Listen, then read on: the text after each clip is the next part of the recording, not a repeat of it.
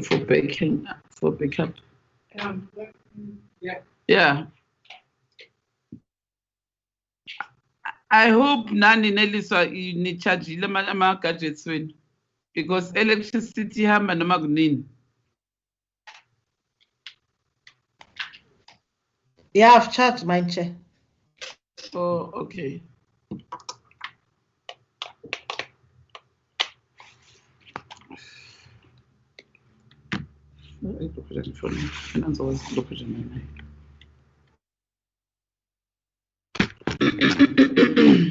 Yeah, right. Are all members in now? Yeah, Neliso. Kakhulu, because you sent me apology, Honorable Mpiti, and you said there's another member that is going to join us.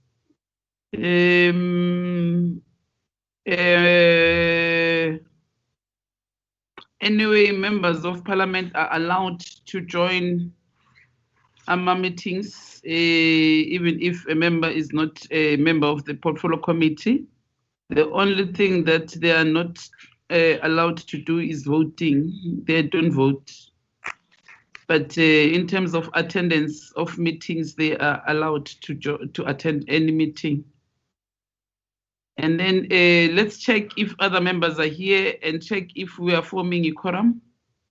I've seen Umam Sonti, I've seen our whip, I've seen Masondo, Honorable Masondo. I have also received apology from Minister. I have seen I have seen I don't know whether it's the Deputy Minister, I'm gonna DM. Mamsonti Mbonile. Other members?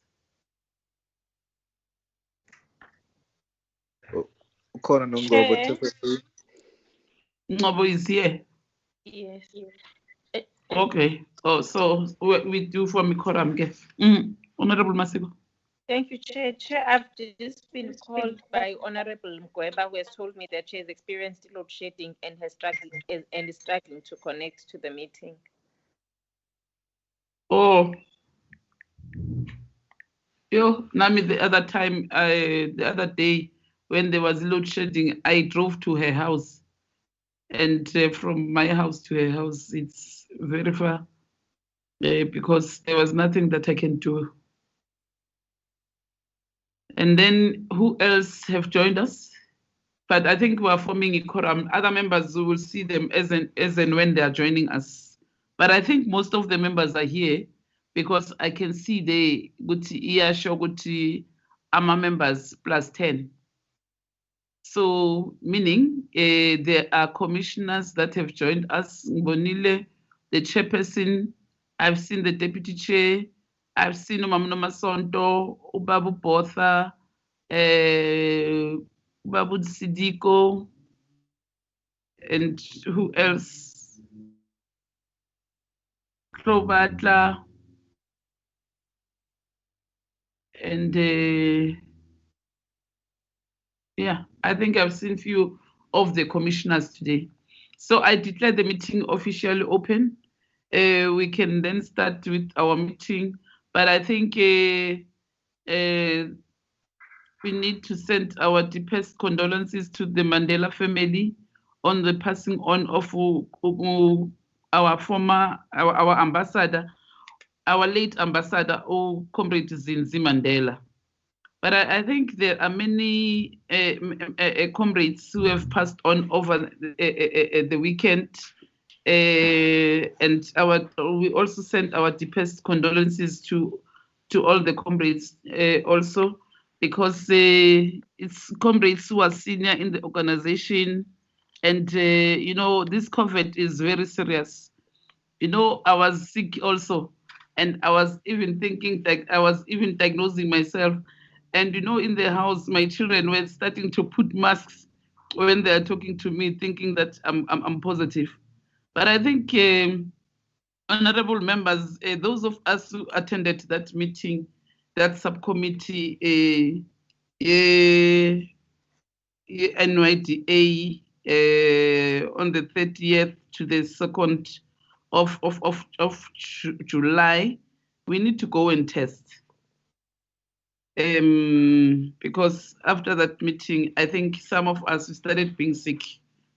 So, today I was counting. Yesterday I was talking to Honorable Masiko, and I said maybe we need to go and test and check if there's nothing wrong, because if there's one member who tested positive, that means all of us, we need to go and test, because we don't know whether we've already contracted the virus or what.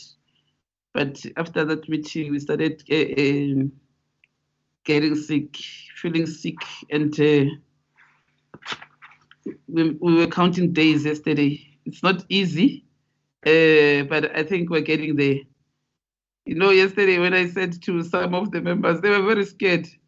And I was just worried about all the members that, it's not easy. And our staff members also, Aboneli Sanabo, Dr. Tembe. I spoke to Dr. Tembe today. And I spoke to some of the members, Samama Kaula and Mkweba, and other members. I think even members of the NSOP. I've tried my level best to get in touch with them last night, so that at least all of us on Friday, we must go and test, because I was counting the days when we ended our meeting up until today, so that at least let's go and check. It will be after 14 days, so that we go and check. But I think we must take precautions as much as we can, so that we don't infect other people. That's why even today I was wearing my mask. But now, because I'm busy in the meeting, there's nothing I can do. I'll have to take off my mask and chair the meeting. But I think with those few words, we are hoping that those who are infected, we need to pray for them also, that they must get well soon. And we must try and protect and prevent a coronavirus not to spread. For as long as you know that you've been in a place where there was one who tested positive, I think what is important is for you to go and test.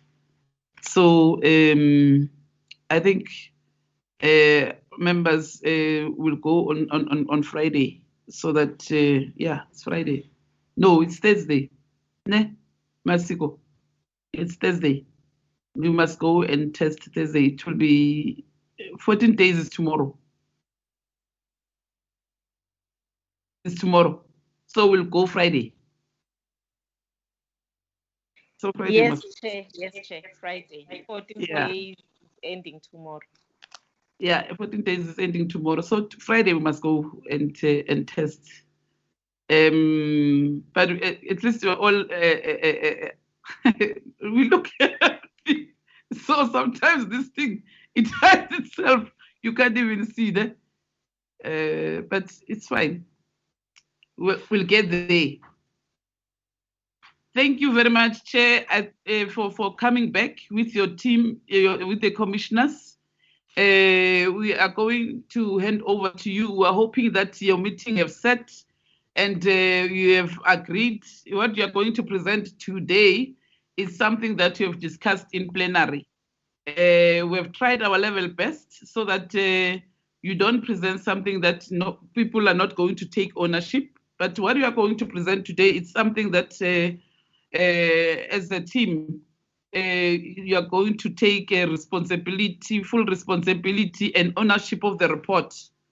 And so that we can be able also as a portfolio committee to adopt your report, and as a true reflection and as a document that is being processed properly by yourselves. I can now hand over to the chairperson because I think I have read the apologies, and Mam Sonti, she has also already told us that if it happens that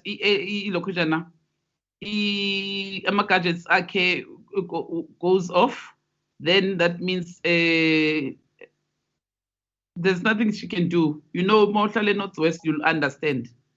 Where they are staying, they need to travel far to another area so that they can get. But if load shedding is all over Northwest or so there's nothing she can do. Anyway, all of us, we know there's a challenge in load shedding, which was announced by ESCOM. Nelly, so I see your hand is up. What is the problem? Chair, I just received one apology from Honorable Hlengwa. She's also having problem with the connection. She's saying it's due to the electricity not being there. No, it's Thank fine. Okay, thank you. Thank you very much. Over to you, Honorable Chair. We'll see as members baloga in, we'll see good to Banokon. Over to you, Chair. Chairperson, Honorable Chair, thank you very much. Good evening to you, and greetings to the Chief, to the Whip, Honorable Masiko, honorable members of the Portfolio Committee.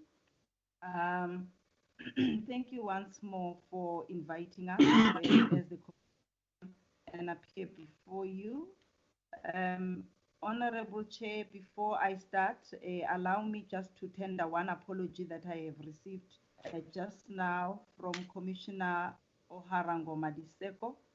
She is affected by load shedding in her area from 4:30 until 8:30. She might join us late if she can.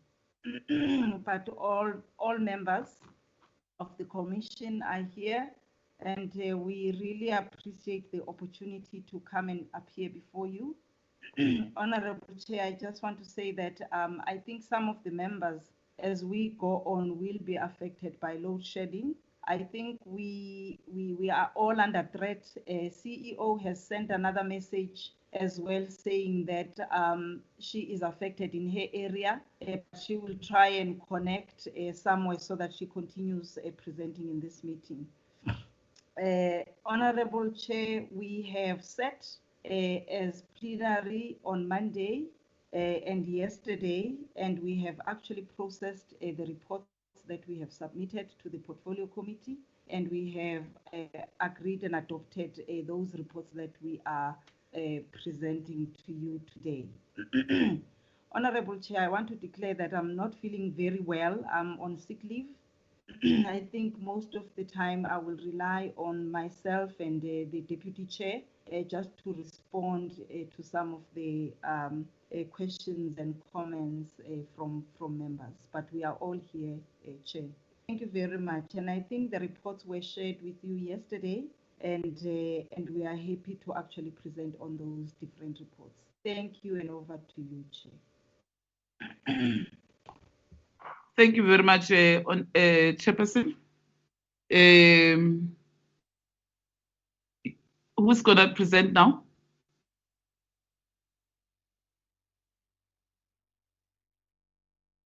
Honorable Chair, with your permission, may I request that perhaps CEO starts before we lose her? She is presenting on the COVID-19 report. If she can start with her report before we lose her. Thank you, Chair. Okay. Kosana.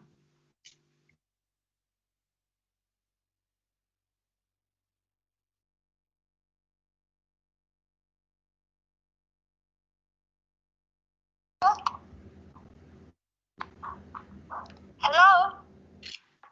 Yebo, siyakuzwa. Oh, sorry. I'm connecting. I'm just sitting in darkness here. I'm just connecting via the CFO's cell phone. Okay. Thank you very much, honorable members. Good evening, and good evening to our commissioners.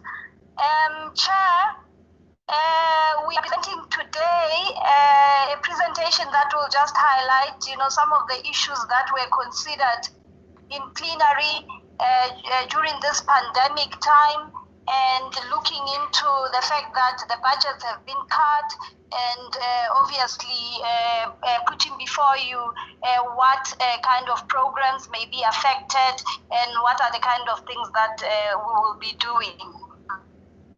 Chair, as we have indicated before in many of these meetings, I think this pandemic is really deepening the pre-existing inequalities. It has really exposed the vulnerabilities that are out there in our social, political, and economic systems, which are really in turn amplifying the impact of the pandemic and specifically on women, children out there. And so members are aware that we've got thematic areas that are led by various commissioners, and thematic areas from health, gender-based violence, economic empowerment, culture, tradition, and religion, just to mention a few. And so, the impact of COVID-19 is really exacerbated across these areas. And in order to look into these intersecting issues in a systemic way, we as the Commission, led by the Deputy, have agreed that we will be having, a webinar that will kind of assist us to look into some of these issues in a holistic approach, and in all the various themes or thematic areas that are led by various commissioners. Members and Chair, there will be at this stage no immediate impact of the APP activity. We are not going to change anything. The APP, as we presented before this committee and as was adopted by this committee on the 26th of May 2020, will still stand. But we do indicate that obviously for intersectionality of gender, at this stage, some of those activities, there will be other activities that we are going to have to do. The country is really faced with 3 pandemics if we look at it. We now have COVID-19. We have always had an issue of gender-based violence and femicide, and we have always had issues around inequality. During the lockdown and when this particular impact started, there have been quite a number of narratives that are out there indicating the fact that domestic violence is increasing, and there are quite a number of other crises that have been highlighted due to domestic violence, women, children, LGBTIQA+ matters. And due to the fact that we have seen quite a number of conflicting statistics, which then as an institution, as a gender commission in this country, we are obliged to then look around, get all the statistics, and look into the matter quite closely, so that we can be in a better position to be able, to highlight and verify the statistics that are out there. This, Chair, as you may know, is not part of what we had planned, but it is important that as the Commission, this particular work is done. And so from that basis, we do indicate that there are going to be add-ons, some ad hoc activities that we are going to be obliged to undertake as the Commission. And once we have a report like this, it means we will be in a position, to report and have proper findings and recommendations relating to the narrative that is going around as far as gender-based violence and femicide is concerned, but of importance, something that will have an ultimate goal of informing policy initiatives on data collection and verification strategies in the country, because we have seen that that is somewhat ailing. So we have started with that particular work, Chair. Is over and above. So I'm just highlighting those activities that we'll have to undertake over and above, so that we can be able to pronounce properly on what policy initiatives must be done, what the other stakeholders like STSSA and the like, what are the kind of data that they should be looking into, how should they be disaggregating it, and also engaging with all the other various stakeholders in terms of validity and some of the reliability of the currently existing data. As we have really indicated, Chair, I think this crisis really exposes quite a number of things, and there's all forms of discrimination that gets experienced by vulnerable groups. And we are aware and we know that women we've been having like some complaints around access to basic sexual reproductive health rights and health and rights services. And so our legal has taken over to do some systemic work around this particular issue. This will be over and above, Chair, some of the matters that we have been looking into. And so, Chair, we are just really in this presentation. I won't go slide by slide, but I think the idea is really to highlight the fact that there will be these pressures. There will be pressures on the services of the CGE to address some of these challenges that I have tried to outline.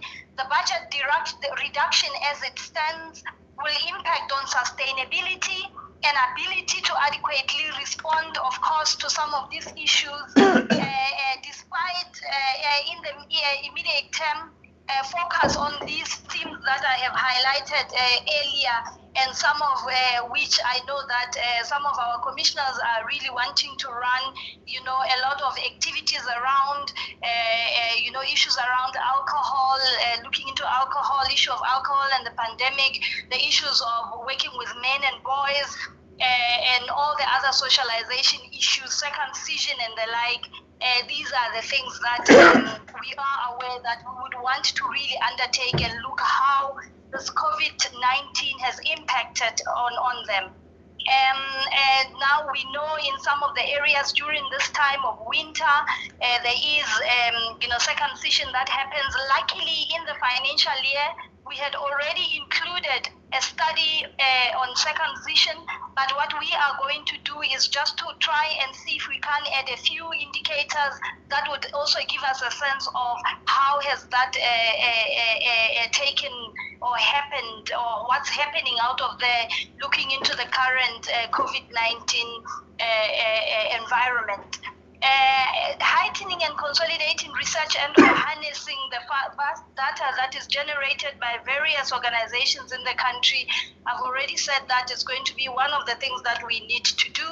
The links and impacts of alcohol, I've spoken to that already, and the pandemic and other variables to the scourge of gender-based violence and femicide must be authoritatively dealt with by the city. And so it's going to be important that we start planning some dialogues, both external with other stakeholders, also internally, so that we are able to undertake and really do a lot of groundwork during the month of August that is already before us. And so this will also assist us to ensure that we really have a comprehensive report that will hopefully be able to guide the country in terms of some of the things that needs to happen and how some of the things should be handled. And of course, Chair, CGE as an institution, we are part of the society. Internally, we are not immune from this pandemic. I've just heard you just now in your opening remarks in terms of what you have highlighted. We too at this commission, we have similar issues. We know that we have already had some offices that have been affected one way or the other.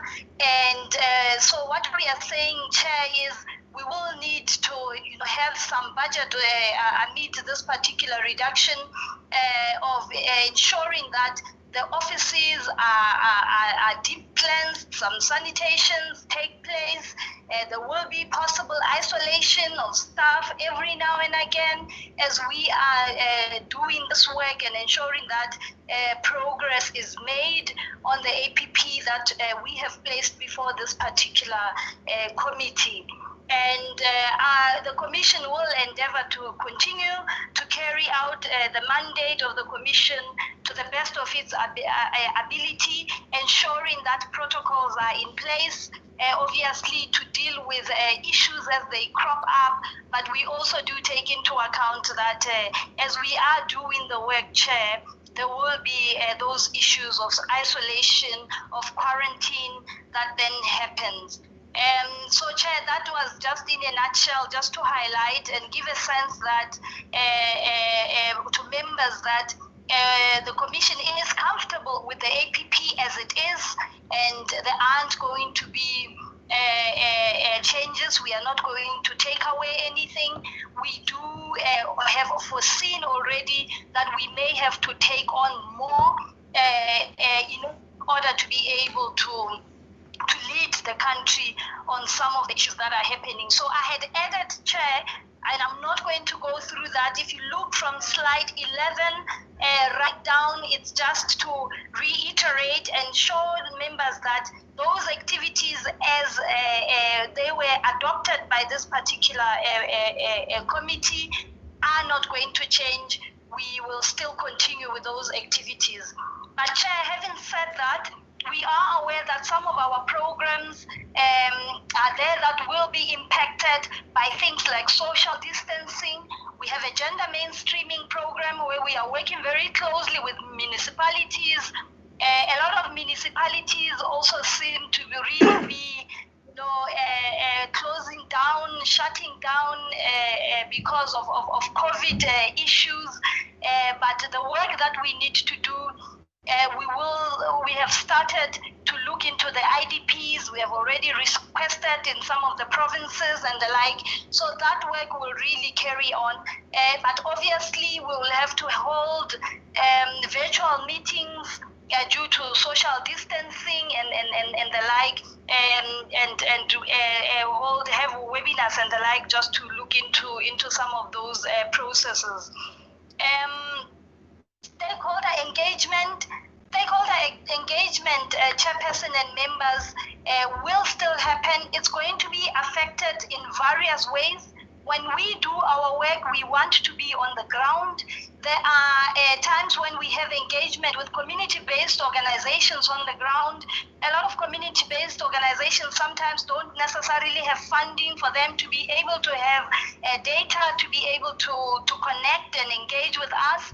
So what we are looking to do is to see how we can increase our telephony. We are currently, as members are aware, on a transversal contract with National Treasury, and the current lines are sort of limited. So we are looking to either get services of a proper chorus call if we can, so that we can be able to phone and engage with some of the community-based organizations that are also still doing work on the grounds that would want to engage with.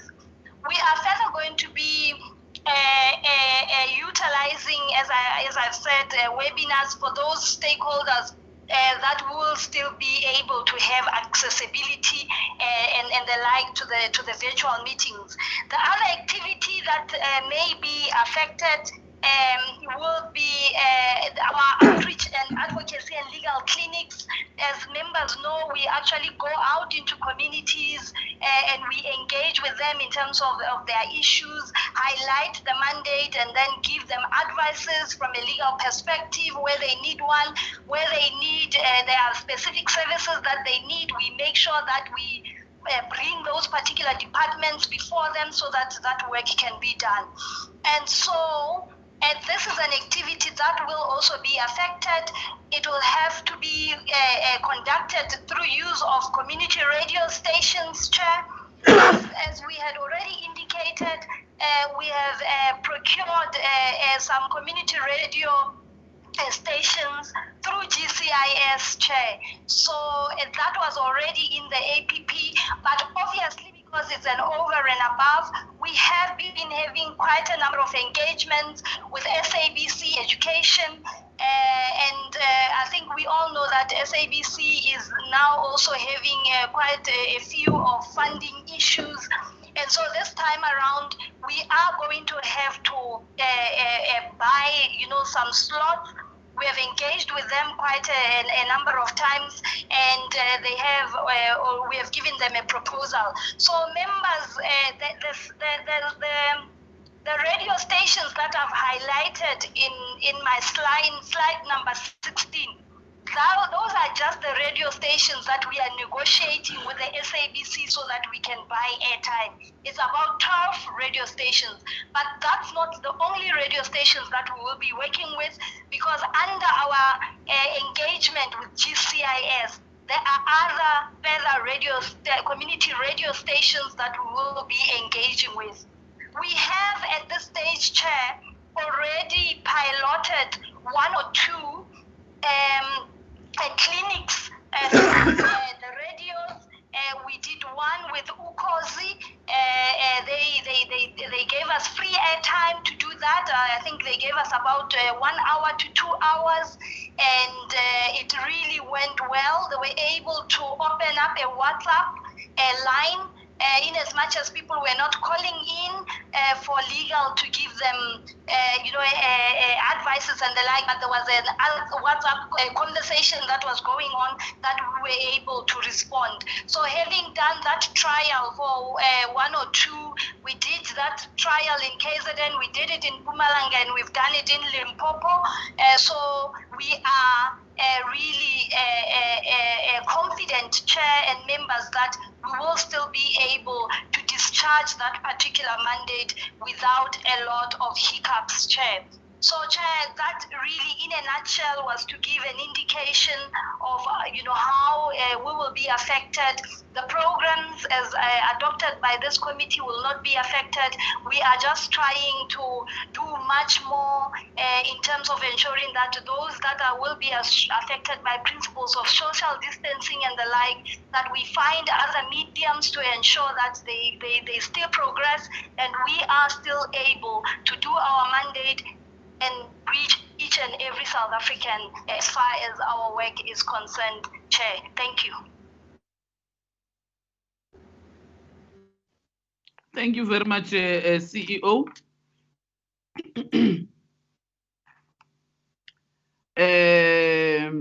For that presentation.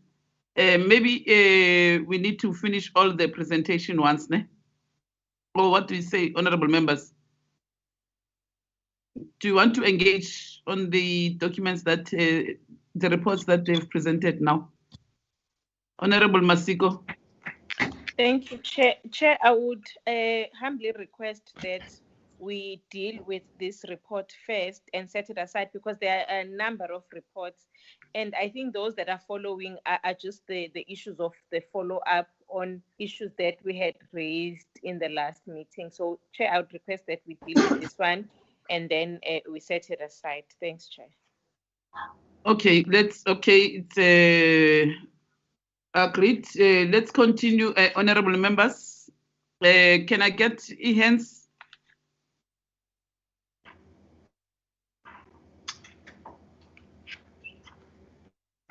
Honorable Masondo.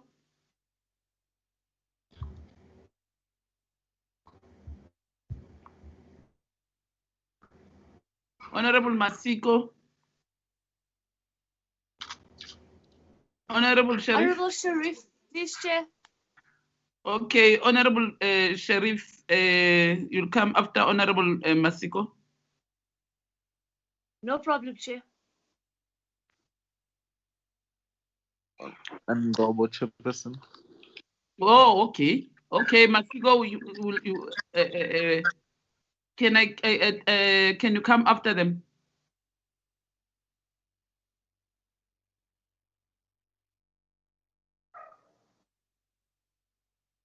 Honorable Ngobo. Who else? Mam Sonti. Okay, in that order. Honorable Masondo. Is Honorable Maviluleka here? Mrs. Joyce? Yes, Chairperson, I'm in. Okay. I don't have anything at the moment. Sorry? I don't have anything at the moment. Oh, okay. Okay. All right. In that order, yeah. Honorable Masondo.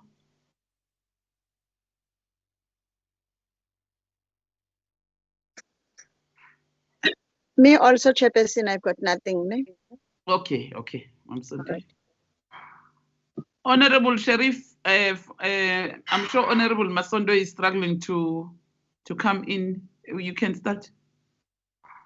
Thank you, Chair. I apologize for entering the meeting late. I was having connection issues because we just had load shedding, and then I think the Wi-Fi took some time to reboot. So apologies for being a little bit late, Chairperson. The first thing I want to say to the CGE is well done for not affecting any of your targets. I went through the report and I think it's really well done that even though there's a 10 million rand reduction of your budget, the fact that you can still keep all these targets is really good. So I just wanted to say well done on that. Chairperson, the second thing is the 10 million reduction of budget is a problem, Chair. And the reason why I say this is because the CGE does so much work when it comes to on the ground and direct interaction with women in these communities. And so to take 10 million away almost feels as if we're taking 10 million away from the programs that could be in place to benefit women, specifically empowerment, gender-based violence, and looking at assistance to get out of abused households. So I just want to note my dissent, Chairperson, to say that 10 million is a lot of money, taking it out of women's hands when taking away from the CGE. Chairperson, the only question I have to the CGE is I wanted to find out how exactly do you decide which topics you want to speak about when you do your research and your investigations. And the reason why, Chairperson, is because remember we spoke about this at the NYDA. I would love to see some research that the CGE might have on agriculture in the space of women and how women actually affect those industries, specifically looking at hemp and cannabis. Chairperson, I'm going to be relentless with this one, Chair, because I know the potential it has. And so I'm going to be speaking about it every chance I get, because the money we make can go to good use when we look at these different industries. So, Chairperson, it's very cold in Johannesburg. I hope you guys are keeping warm. That's all from me, Chair. Okay, Honorable Sheriff, thank you very much. In fact, you reminded me of something that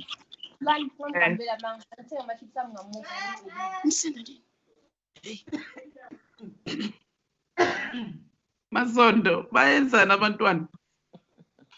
Chairperson, I want to speak, but now automatically they just chipped in. Oh, okay. Yes. I wanted to comment on what Honorable Sheriff have raised now. Honorable Sheriff, you remember at one stage we were even saying the department, there was a 25 million that we wanted them to give to CGE. You remember? In one of their programs, we wanted them to give CGE.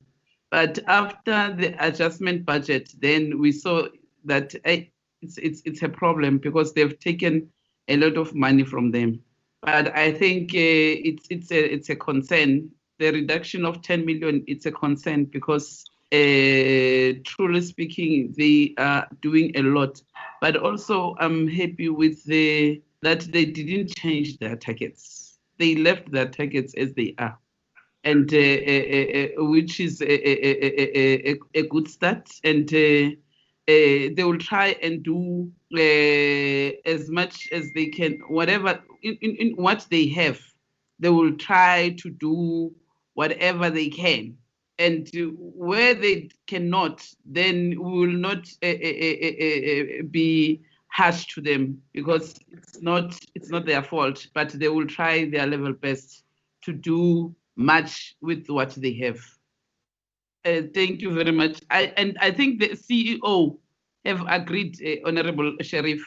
And in fact, he even called me to say, hey, it's something, the issue of cannabis to be taken into consideration to introduce young people to farm cannabis. It's one project that they are going to embark on as NYDA. So that one needs a partnership. So they were also happy that we came with that one as the portfolio committee. So rest assured, it's not a train smash. Yeah. Honorable Masondo.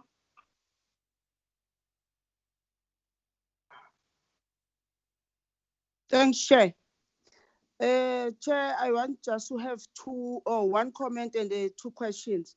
The findings of possible investigations and research into GPV, sexual health and reproductive rights, and provisioning of PPEs should be shared with the committee. I think so. The CGE's provincial offices operate with a limited staff complement. What, if any, mitigation mechanisms have been put in place to continue providing services in the event of positive COVID-19 cases among staff? Is it possible for provision of services to continue? Has the CGE seen a significant increase in cases since lockdown?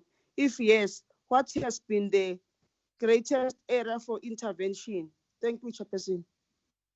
Okay. Okay, thank you all very much, Honorable Masondo.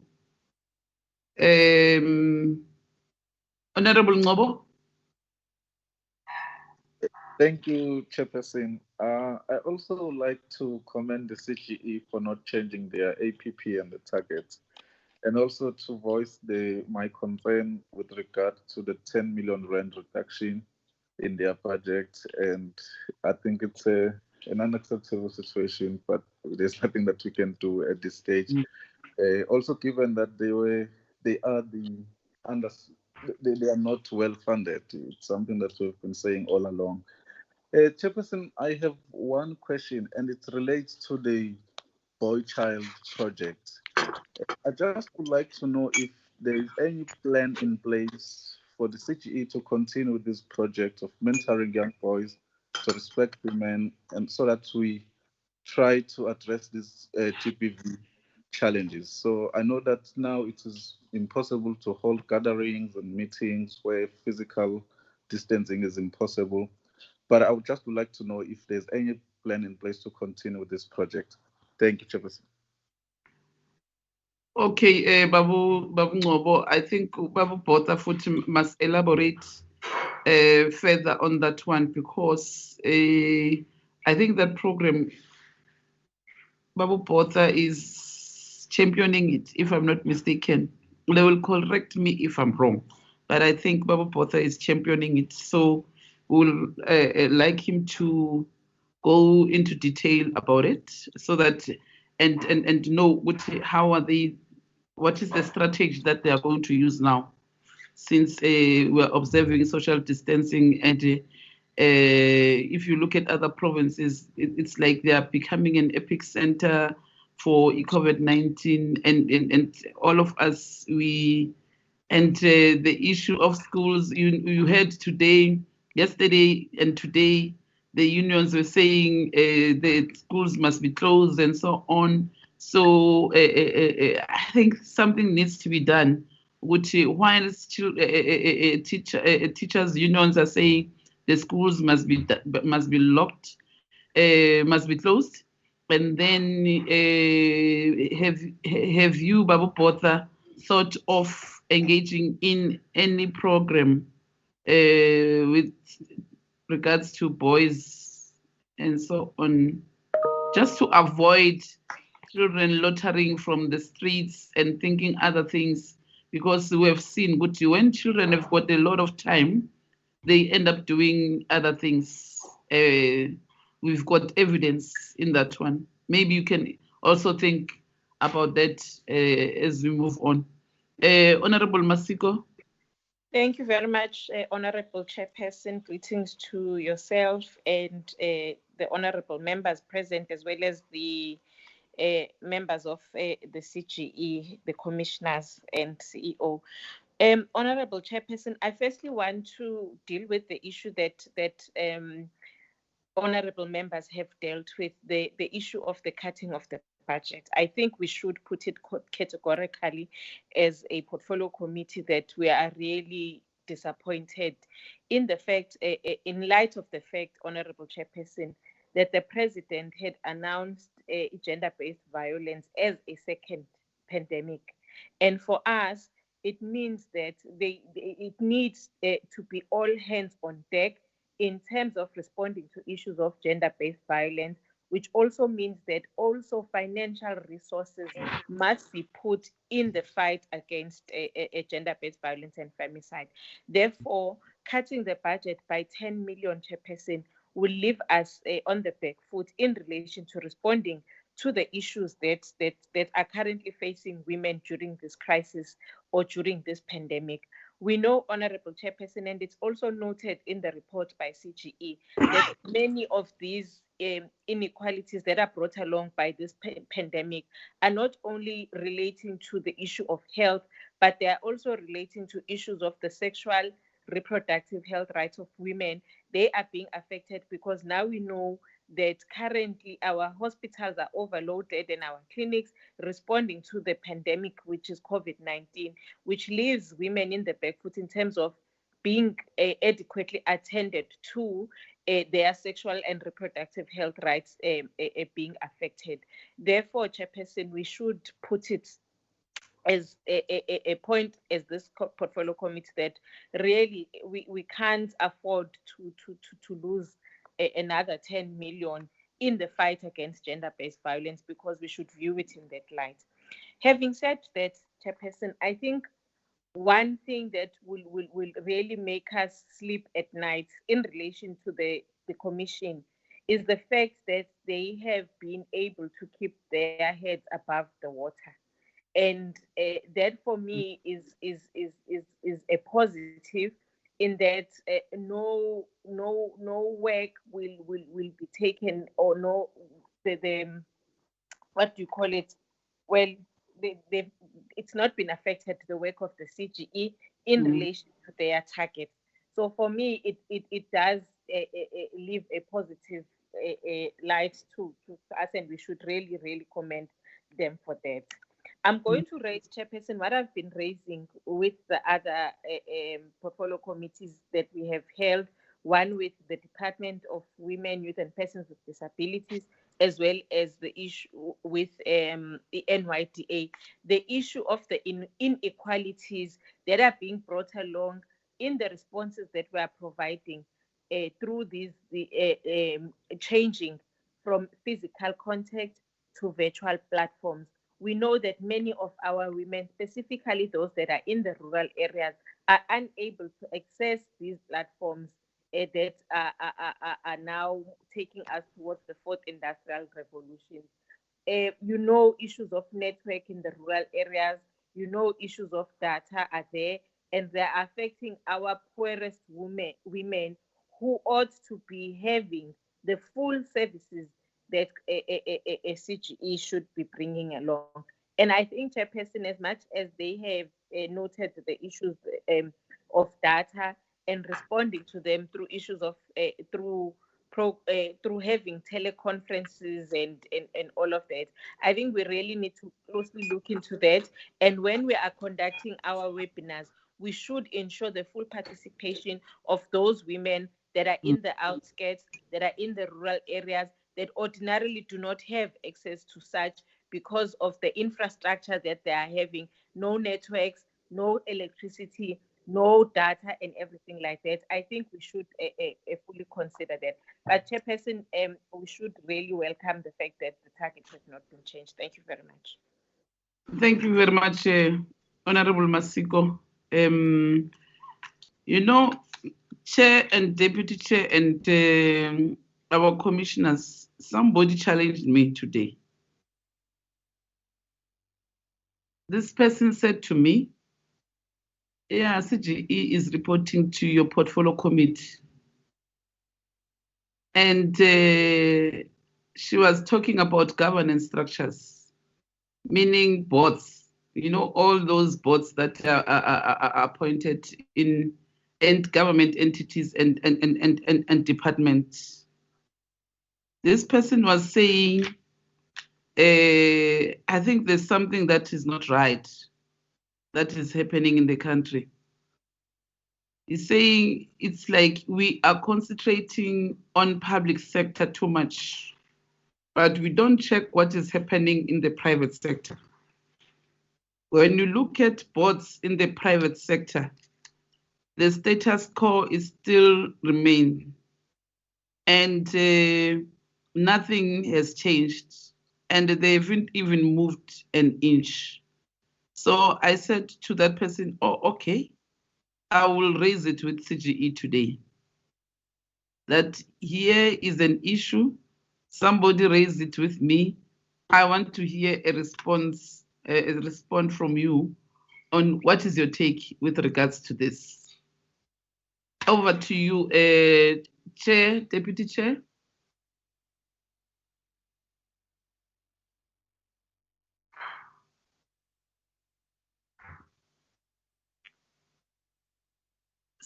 Chairperson, Deputy Chair, CEO, and all our commissioners. Honorable Member, I'm here. I do know that the chairperson said that she is online. I'm not sure what's happening. I'll hand over to CEO to just answer the specific questions that Honorable Sharif asked and Honorable Sonti, and then we will come in to answer the remaining. Thank you, Honorable CEO. Thank you, Chair, and thank you, Honorable Sharif. I think you had spoken about issues around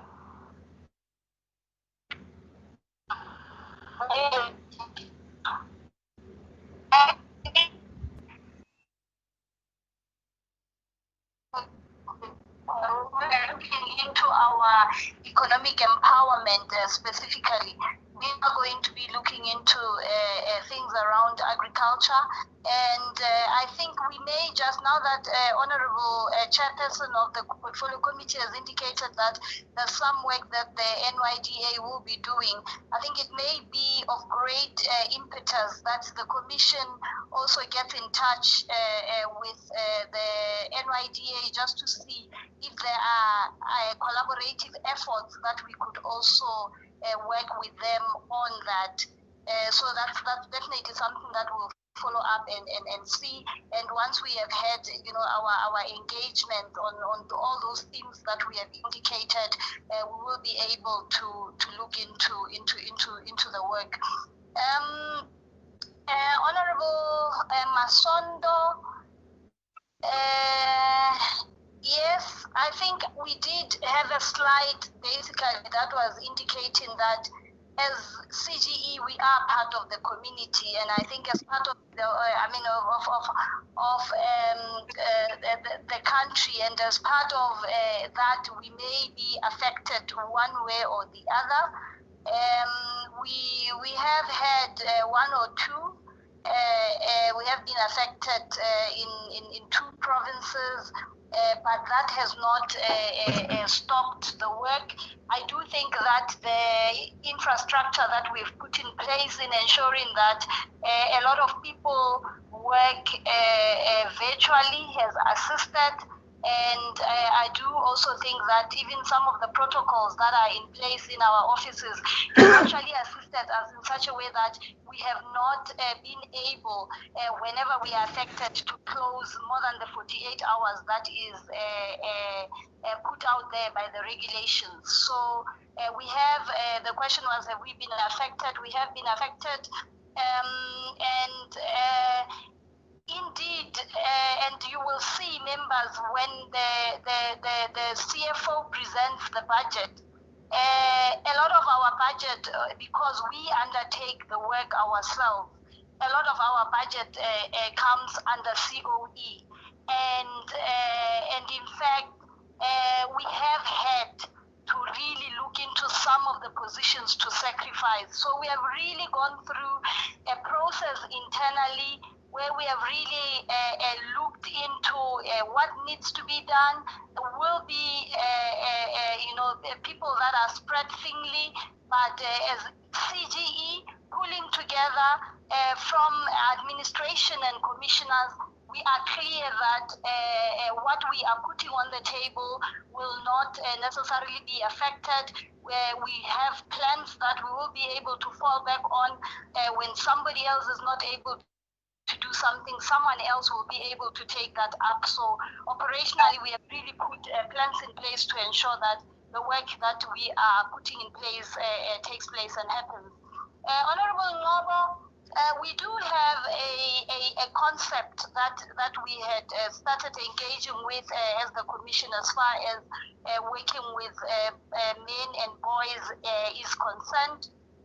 And the first point of call for us is for the men at CGE to have their own engagement. So we are planning a virtual engagement because we can't necessarily have, the two male commissioners that we have running around in all the provinces. So we are working to make sure that they have the first internal engagement so that they can then dispatch with those that are already in the various provinces in dealing with this particular work.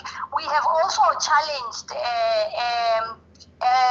unions. We had a meeting, we had a webinar with COSATU not so long ago, where Commissioner Bota has actually, challenged them in terms of, working with formations is what we are also targeting. It will actually assist us. So once we work with unions, it makes it easier for our message to also go to the members of that union. So that's what we are also going to be doing. We have a plan we have a concept note that is already there, and we've already, done some steps, a few steps. We have already had webinars, for instance, with COSATU, and we are still going to have our own internal for the males at CGE, so that everybody will be able to then run with the programs, those people that are in the provinces, so that we don't have to go down to the provinces. And Honorable Masiko, I agree wholeheartedly with you. I think with the processes, we have piloted quite a lot of things that we are putting today in terms of the programs. And it's one of the things that we were really worried about, the issue that if you just work on virtual meetings, it kind of, gives people an idea that we just want to, work with those people that are only accessible. And we are really trying as much as possible, which is why we are really wanting to have this community radio stations. But as well, if we have our own, chorus call, we will be the ones that will be bearing the brand. I think a lot of people in South Africa have got some sort of telephony one way or the other. But if we are able to make a connection and call them with our own airtime and the like, that's what we are exploring, and we are hoping that will actually assist, and we can see how it can take us forward. But indeed, it's one of the biggest issues that we have been worried about, wondering how this thing would really, happen, especially with people that are in the outskirts, won't be able to have data and like. So that's what we are hoping that will assist and will be able to come to the party. So not just telephony, but also targeting community radio stations and finding ways to connect with community-based organizations that will assist us as well when we work closely with them, that we are able to reach people on the ground as well. I think those were the questions. If I am not mistaken, Honorable Chair, I had, the issue around the boards, especially in the private sector.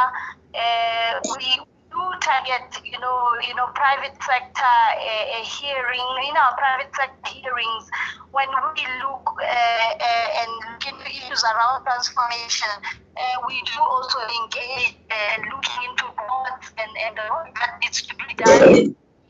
And we do also know that because of the, unlimited budget, it becomes difficult for us, really once off and deal with a whole lot of private sector organizations that are problematic out there, and which is why we had even signed an MOU with the Employment Equity Commission as a way to really see how we can harness, because as much as we do call, about 4 institutions, I think in our gender transformation, when we look into public and private sector, it may help that we also, harness the little bit of muscle so that we are able to really make a dent as far as those matters are concerned. Thank you.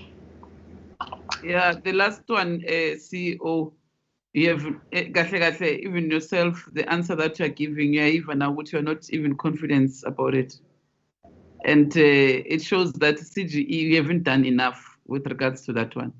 No wonder this gentleman who was challenging me today was confident that we will not get a satisfactory answer when coming to that. I think it's one sector that you need to look at. You must not be afraid of challenging big business regarding those issues, because when you deal with the issues of inequality, it's your responsibility as an institution to deal with those things. No, but you've got powers. There are powers vested in your organization that you can summon any company or organization to come and account. Because even myself, I was not aware of that until this person challenged me today. So I think this one, you must put it as one of your priorities again, and deal with it. Because if we are talking transformation and monitoring whether things are happening outside and when things are not happening, we are just focusing on public sector. That means we're not doing anything. And we are regressing on the gains that we have achieved so far. That is my observation, based on the answer that you gave now. And then the other one that I see that you are responding to Honorable Masondo, but the answer is here nor there. I'm not sure with the one of PPEs. I was trying to understand what you were saying, but I'm not convinced that maybe we have really taken precautions on all the things that Honorable Masondo was raising with regards to COVID-19 in your offices. Maybe if it was something that you were thinking of working on it, and I think you need to work on it now. Because really and truly, if we don't take precautions and work on this thing, we're going to face a disaster, I'm telling you. So please deal with it. Because, once, sometimes, as members, we will ask you things. And sometimes you may think maybe we don't have full information. So sometimes we do have information. People raise these things with us because they want us to attend to them. Because we don't go out and seek for information. People, they know that you are a member of parliament at this organization, everybody, even NYDA, all the, even the department, people will just call and write to us, send us email. And as and when we do constituency as members sometimes they do visit these offices, your offices, and when they discover some of the things, they will not raise it directly. Sometimes they will come and try to be diplomatic and raise them in a meeting. So when we raise issues, sometimes you must be like skeptical or sensitive and say, hey, maybe they do have some information that I don't have. So I'm just raising this because I know that maybe Honorable Masondo has got something, and listening to your response, I can hear that you are not 100% sure, unless you convince me otherwise. But anyway, thank you very much for the response. And then maybe I see the hand of Commissioner Tlobatla. You can speak, ma'am. Thank you. Yes, thank you, Chairperson, for the opportunity to speak, and thank you to all the members of the Portfolio Committee. You know, I hear you well when you talk about the challenges that we have in the public sector. I mean, in the private sector especially. And I also understand that as the Commission for Gender Equality, when we check Section 187, Part 3 of the Constitution, it clearly states that we have the responsibility of influencing policy. So the challenges that are there in the private sector, there are a legislation challenge, a policy challenge, in the sense that if you don't have a legislation that is clear in governing or making recommendations to the private sector on such matters, it becomes difficult. On issues, for an example, like when you talk about a framework, for an example, or a protocol or a commitment, they don't respond to that because it's not binding. So it comes back to one issue that I raised in the sitting that we had with the honorable members, where I emphasize that it's important that as a country, we prioritize the issue of the national gender policy. And when you check, there was the issue of the bill that was done between 2013 and 2014. It came to Parliament, and there were recommendations that were made to the ministry that there should be a robust consultation that influenced the bill. And when you check, the last time the issue of the policy or the bill was attended was late 2014. And I think it's very, very important. As long as you don't have a policy on the issues of sports and other gender equality issues or gender discrimination issues, private sector on dodging. We rely a lot on policies like the Labor Relations Act, the Employment Equity Act, to name a few. But we need a binding policy that binds all of these imbalances and all of these challenges that we are having. Like when you go straight to the public sector, private sector, for an example, because you are correct, in the public sector there is a lot of work that has been done. It's because we have a lot of policies like the Public Service Act. It also assists to a certain extent. But there are limitations for us in the private sector, meaning moving forward, let us use the opportunity that is provided by Section 187 of the Constitution. Then, sorry, Chair.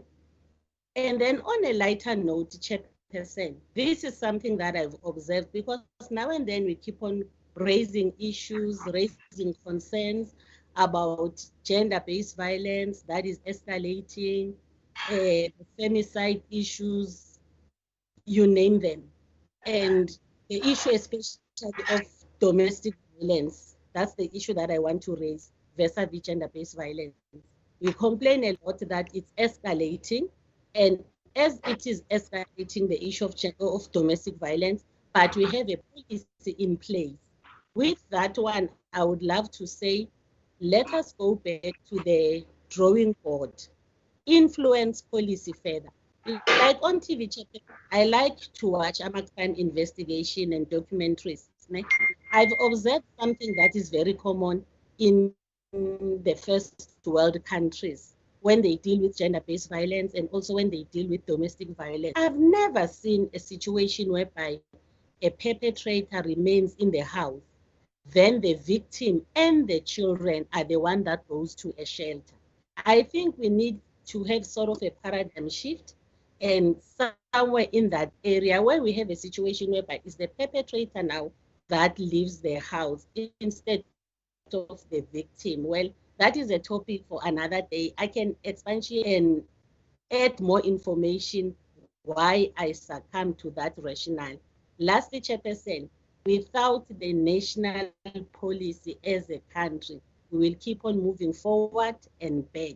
We need to influence policy and make sure that that consultation that was recommended by the committee on the consultations of the bill actually should be taking place. Thank you for the opportunity, Chair.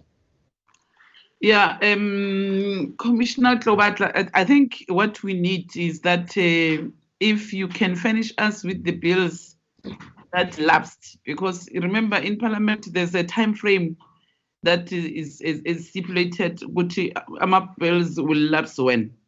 So in our last portfolio committee meeting with the Department of Women, Youth and Persons with Disabilities, we also discussed the issue of bills that need to be brought back to Parliament, because sometimes, you know, you will hear people saying that bill is in Parliament, that bill is in Parliament, but remember when bills are in Parliament, the Speaker will refer those bills to the portfolio committee, and when they are not in Parliament, the Speaker will refer nothing. So what, yeah, you know, and so we must know that the bill was coming from CGE or whether that bill was coming from the Department of Women, so that we make follow up as the portfolio committee. Because if we don't have that information, we'll not know, rather than starting something afresh, whereas there was work that was done before. So the only thing that needs to be done is to strengthen that bill and put other things that, according to the current environment, you know, and reintroduce the bill back to Parliament. Because if it's not there, then it's something else. It's same as that thing of gender missionary mainstreaming. You know,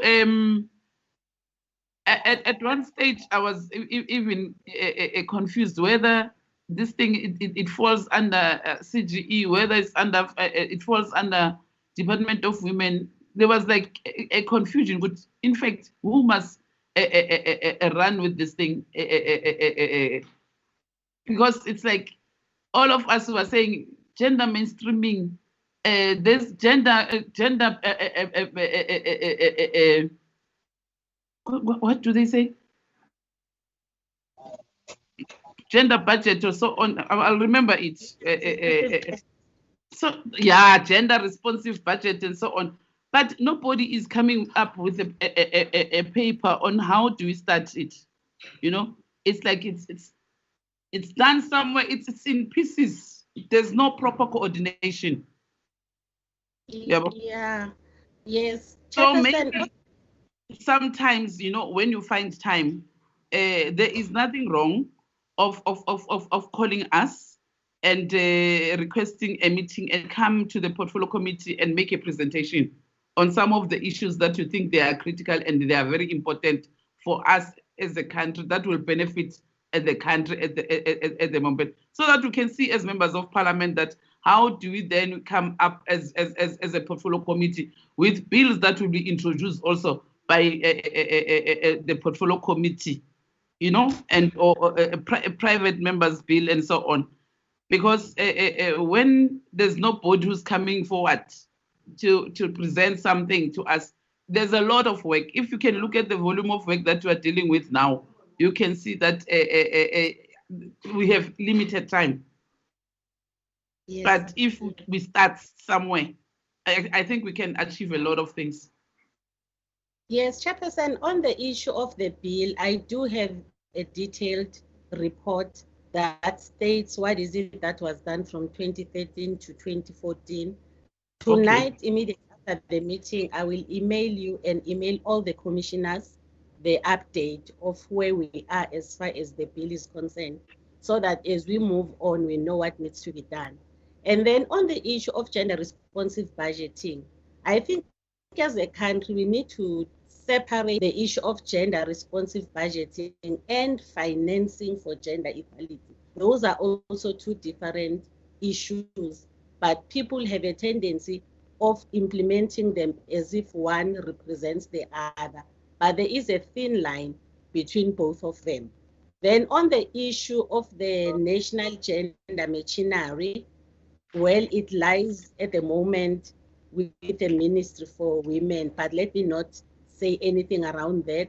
I think we'll need to sit down as commissioners and discuss it further on that matter. But the issue of the bill is the Women Ministry that needs to push it.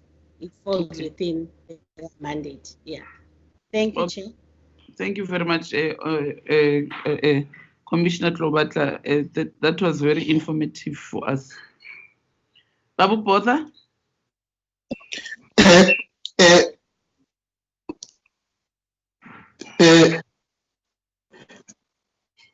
Chairperson, thank you for the opportunity, and good evening to honorable members and to my colleagues at the Commission. Chairperson, I think the CEO has really answered or responded to the issue of the boy child. But just to add that earlier this year, the deputy chairperson and the chairperson of the Commission, together with the CEO, they met with the Norwegian embassy. As you know, our challenges with money, and just to say that we're grateful that the committee has taken cognizance and appreciates our difficulties. But the meeting with the Norwegian chairperson, because the Scandinavians, all of them, I mean, they are experts in working with men and boys.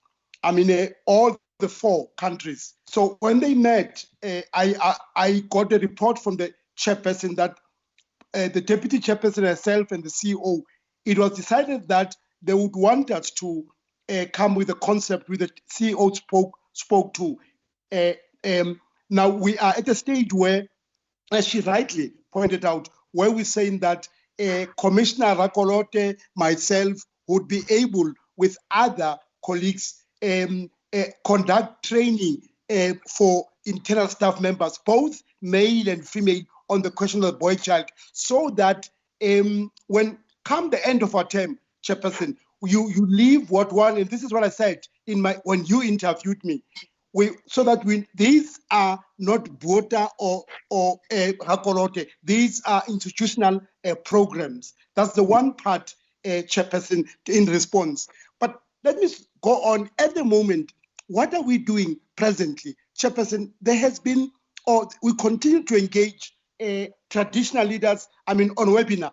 My colleague, Commissioner Rakolote, has been, just to give you an example, where last week there was a webinar discussion with the head of the Northwest Traditional Leadership, Ndate Moshe Mabi.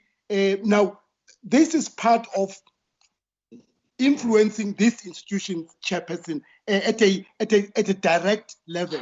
But having said that, we also, Chairperson, have different webinars with church leaders. Last week, Chairperson, I was representing the Commission with all the ministers of the Presbyterian Church, and that's a huge constituency. All of them as ministers of religion. Imagine, talking to them throughout the country, and that is not only beyond South Africa. We had reps from Zambia, you had reps from Zimbabwe, from Malawi, from South Africa. Now, the aim was, how do they also become part and parcel of stopping GBV? And we know that that sector is one of the foundations of gatekeepers and promoters of patriarchy and its ugly attendant consequences. So, Chairperson, that's one leg where you focus on working with church practically as a CGE. But you also have a leg where we work with traditional leaders. I've just mentioned that Chairperson. But there's also, and the CEO spoke to it, the community radio stations. I mean, even before you speak to or about SABC, I mean, when you speak to a community in Butlokwa, in Limpopo, that's the farthest. Or when you speak to a radio in Vembe, or when you speak to a radio in Kiani, you are able to engage millions of people that may not necessarily have access to other mainstream radio stations. So that program we have with the community radio stations, it helps us to reach the boy child in the languages that is accessible to them, Chairperson. So what I'm saying is that other than what we from the office of the chairperson, who both of them are championing this, what we continue to do is to make sure that all the 9 provinces, you do have working with men and boys sitting in the different offices where it's education, so that our educational officers don't only focus on the day-to-day CGE, which is also part of it, but there's a focus, determination, and a deliberate intervention on addressing issues relating to boys and men in the 9 provinces, Chairperson. Thank you so much, Chairperson. No, thank you very much, Commissioner Botha. Thank you very much.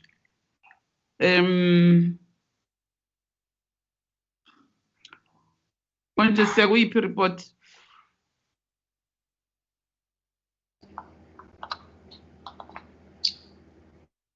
Deputy Chair.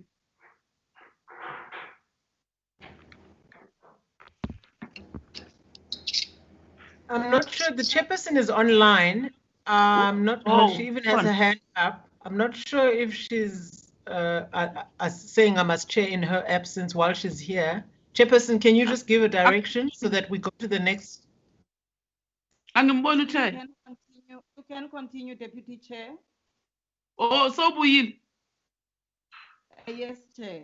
You I will be intermittent as well. I'm affected by I'm affected by the electricity shutdowns. So, Deputy Chair, you can continue. Oh, okay.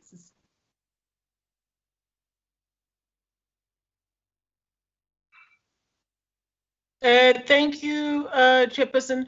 So the first report that was taken was on the APP, the questions taken. Can we then just allow the CFO to represent the budget reprioritization so that we can allow the 2 pressing reports that the Portfolio Committee requested us to present on to be presented? CFO, we hand over to you. Thank you, Chairperson. Good evening, Honorable Chair, Honorable members, and commissioners from the CGE.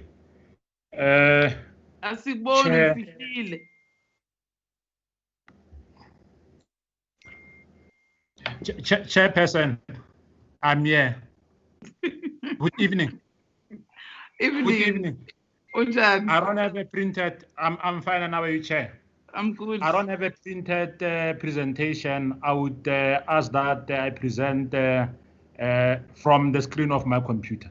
So therefore, there will be competition between the committee and members present in the meeting seeing me and me being able to see the presentation directly from the screen. If you allow, Chairperson. Okay. Thank you, Chair. You are presenting the one that you are having here? Yes, the report has been submitted, Chair. Yeah. Yeah, you can continue. The report is there. It's a slideshow, Chair. In the interest of time as well, I think I will choose slides that would be much more relevant to the questions that were posed in the letter of invitation. When we look into this report, the presentation submitted, Chair, there are specific questions that were posed by the committee on slide number 2. The presentation will seek to respond to those questions. Chair, the first question that would want to respond to in this presentation is what the impact of COVID-19 would be on the CGE's operations. And the CEO and commissioners have emphasized that we are going to retain the APP as was approved. All activities identified in the APP will be retained, having measured basically what would our plans be going forward amid COVID-19, also taking into consideration the reduction in our budget following the adjustment budget announced by the Minister of Finance on the 24th of July 2020. So effectively, Chair, in terms of our legal mandate, the Commission is committing to execute all responsibilities that are required in terms of the CG Act and the Constitution. And Chair, where it's possible, we are also of the view that, and it's a point that has also been made to say that gender, there's intersectionality when one looks into socioeconomic issues and gender. Those inequalities, Chair, will indeed have a gender and needs to be looked into as a gender lens. So our emphasis is to say that our resources as a result of the pandemic, as a result of the worsening socioeconomic issues impacting on the society, the demand for the CGE services will definitely increase. And that will also, be in concurrence with sentiments that have been expressed to say that there is, in actual fact, at this point in time, more resources needed for the CGE. And Chair, if you look on the same slide number 5, we are basically indicating strategies that the CGE devised to respond to these impacts, the impact of budget reduction and the impact of the pandemic. And in summary, Chair, with regards to the impact of the budget adjustment, downward adjustment, budget reduction, we had to look into our baseline, current baseline, which baseline was allocated early in the year, and our plans presented based on that with the first APP that was adopted by this portfolio committee. And now we have adjusted that, and then we have looked into scope and space from which we can find money in order to absorb the reduction that has been imposed by National Treasury. And the only space that we could find, Chair, in our own analysis was that we could, because from COVID, there is social distancing, there's no travel, the international travel has been banned during the course of this financial year. We are not anticipating any need for traveling, especially internationally. So we have taken some funds which were originally set aside for travel and allocated to absorb this reduction. And we have also taken money further from the budget that we had under COE, compensation of employees, because at the point from April, at the point of planning, effective from the beginning of the financial year, we have had vacancies which were funded in the original budget, but those vacancies were still, those positions were still vacant at the time, and they are still vacant now. So in the analysis that we have done, we have made rearrangements internally, basically, to say we do have a desire to execute whatever we have planned in the APP. We have explored for opportunities to be able to do that, and then we have taken money effectively from those vacancies. Some of the vacancies we're not going to fill. There's a slide in this presentation, Chair, that outlines basically which of the vacancies. I want to interject you before I forget. Why do you take money from vacancies, unfilled vacancies, when one, you had money that you budgeted for traveling, and so there are no trips, there's no overseas trips, there's no province to province traveling, where you are having these big events. Like, ne? So, Yes, Chair. so why didn't you take from that money, the money that is meant for big events? Because now, when I was listening to the presentation of the CEO, and she was mentioning what you have now tried to budget to buy slots ku SABC mhlambe nakubo local radio station. I'm not sure what it's how much is that, but what I'm thinking now, what the Department of Women and the NYDA have done, they have taken money in those focus areas. So Nina, when you take money from unfilled or funded posts, and you are faced with high rate of unemployment, especially the youth, are you not creating more problems for us? Chair, thanks for the question. I agree as well that freezing of positions will have an impact in reducing the number of people employed. And Chair, the situation of a reduction effectively was such that the monies that have been imposed for reduction, the CG could not find space and scope anywhere in the budget. We did as well reduce use money which was available for travel and accommodation for the international events, even local events. We have taken all that money and reallocated to cushion what has been imposed, the reduction amount that has been imposed. And then because within goods and services, there was no enough scope for us to fulfill, to be able to execute going forward. The only available avenue, because where we have flexibility, was the fact that we had vacancies. Other areas, there was no scope, nothing whatsoever for us to make up the imposed 10.3 million reduction. So we tried to optimize, Chair.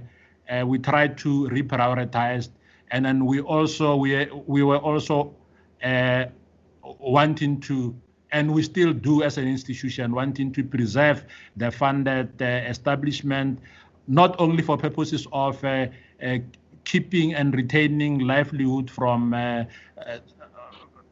provision of employment, but also to execute the service that is dearly needed by the nation. So we really have gone through a very vigorous exchange, making of choices, difficult choices. We had to dig deep. However, I agree with your observation to say that in the end, there's an impact on various other goals, including employment, including even training, giving opportunities to young people coming to the fore, being trained as interns, as beginners in the work environment, and the like and the like. So we had to dig deep. It's a serious sacrifice that the institution had to make. That sacrifice, it must not affect Commissioner Nomasonto. Yes, Chair. Okay, may I continue? Yeah. I think some of the points are covered, like in the next slide, Chair. The approach was basically slide number 6. We have done risk assessment, and the risk assessment basically the whole idea about it was to look into how does the pandemic in itself impact on the CG achieving its objectives.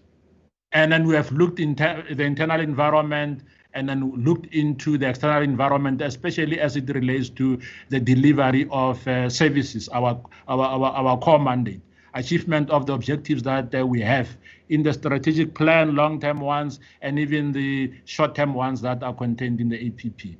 So we have done the assessment, we have evaluated the risk, and then we Chair, for the record as well, I think time is also not in our favor, but for the record, that we have identified 5 key...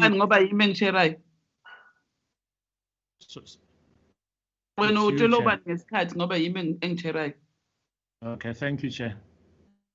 Thank you, Chair. It's you, Chair, who's chairing. Thank you.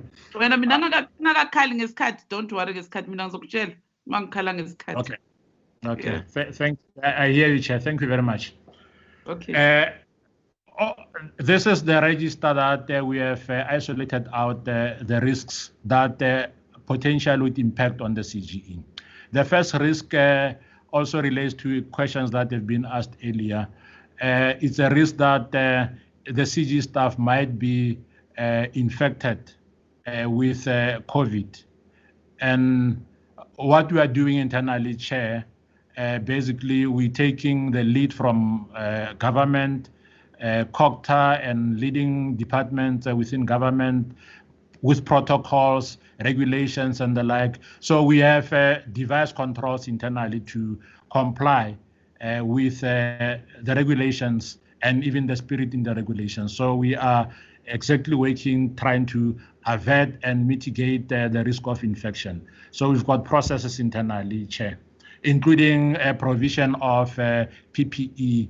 We have purchased PPE, sanitizers, masks, disinfectants, gloves, and the like, provision that would be enough to sustain the organization in the medium term, in the short to medium term, Chair. So we are observing those, and then even in terms of internal procedures, we've got we are following the guidelines. We've got standardized procedures. We ensure that all the guidelines are being followed. And Chair, moving to the next identified risk. This one, we are basically highlighting the fact that the pandemic has really redefined the environment in which we are operating. There will be an impact on how we are delivering the services. We have spoken about, even in today's presentation, about the change of delivery channels, the change of operating modes. We are doing that, appreciating that technology is available, and using technology, taking opportunity from the available technologies to effectively deliver on the mandate. Commissioner Board has indicated the number of webinars and meetings, virtual meetings that are happening. I think now with the technology, as an example, I mean, it's something that also indicated or had a discussion with Commissioner Botha to say, now with this provides an opportunity to even reach a larger and wider audience through a single meeting. So there is also an upside to the environment we find ourselves in, and we're exploiting those opportunities, Chair. And then on the negative side, we are noting as well that there is digital divide that is impacting our key stakeholders, especially in rural areas, those who are negatively affected by inequality. However, the CG is also making choices of these modes, like using community radio stations, targeting specific communities that are relevant to our mandate. Chair, some of the things I will skip. The CEO spoke about sustainability, the funding issue would impact on long-term sustainability. However, we will be talking to, including even communicating with the portfolio committee when it comes to matters of underfunding, including communicating with National Treasury and the executive arm of government. I think the commissioners have also resolved in the last plenary to say it is important that the issue of sustained funding for the CGE and sustained funding for the programs that the CGE wants to make interventions on ought to be there, and then there will be, there's an intention, a plan to even have a concerted effort to remedy the situation, despite the general challenges that National Treasury have. And Chair, the last one would be for us internally, as we have identified, that we will ensure that financial management and all other management issues, which can be described as internal control, systems of internal controls, are maintained even during these difficult times, because we are operating remotely, as an example, we are doing business online. So there are various other risk exposures that we have identified, and then we do have plans, mitigating plans on the table, Chair. Okay. Chair, that is our plan to respond to the impact of COVID-19 and budget reduction. Slide number 8, Chair, basically puts for the record how much has been sacrificed or imposed reduction from National Treasury. This slide basically this is an extract from the correspondence we have received from National Treasury. So we are part of vote number 20, which is a vote for women, youth, and persons with disability. And the reduction overall for the vote was 137 million, of which 13.3 million was from the CGE baseline. However, additionally, because we also try to influence and engage with National Treasury to say we do have funding requirements for matters relating to COVID. And then there was a 3 million rand additionally allocated, if you look into the slide. So the net reduction, therefore, becomes 10.3 million. There was an automatic 13.3 million reduction and a specific allocation of 3 million, Chair. I skip all the other slides and then come to the impact of this reduction on the CGE budget. Slide number 11, Chair. On the slides, we basically summarize what has happened between this submission and the previous submission for the APP 2020-2021. We summarized per sub-program and summarized as well per strategic objective. If we look into the sub-programs that we have, we've got basically 3 sub-programs within the institution. It's Commissioner's Program, it's a Corporate Support Program, and the main core service delivery, which is really land functions, being legal, public education and information, and research and policy development. So the impact have been, Chair, that for Commissioner's Program, as a result of the budget adjustment, we had to adjust the Commissioner's Program from 15.3 million originally to 11.3 million. So 4 million has been forgone. Corporate services, we have made a reduction from 23.6 million to 22.5 million. A million has been reallocated, reprioritized. However, as well, Chair, the additional spending on the PPE, as an example, will be categorized, will be forming part of this particular category. And the net difference between the original budget and this budget became about 1 million reduction on corporate services. And on the core service delivery program, which is basically a program for the line functions that I've outlined earlier, and our provincial offices, who are basically the outlets that do grassroots work. There've also been a 5.3 million rand reduction from originally 51.3 million to 45.7 million. And so there is the impact on this program. There are slides that details out where the reductions has happened, but as well in summary, Chair, if we look into the right-hand block on the slide, we see the summary impact on each strategic objective. The details are in further slides that are also forming part of this particular presentation. I'm not going to go through all these numbers, Chair, if you allow, and skip into slide number 12, which drills down to, is the overall budget, drilling down to budget line items and indicating exactly how the adjustments have been made, Chairperson. I would spend a few minutes on this one just to demonstrate. If we're looking into this itemized budget, there are comparatives.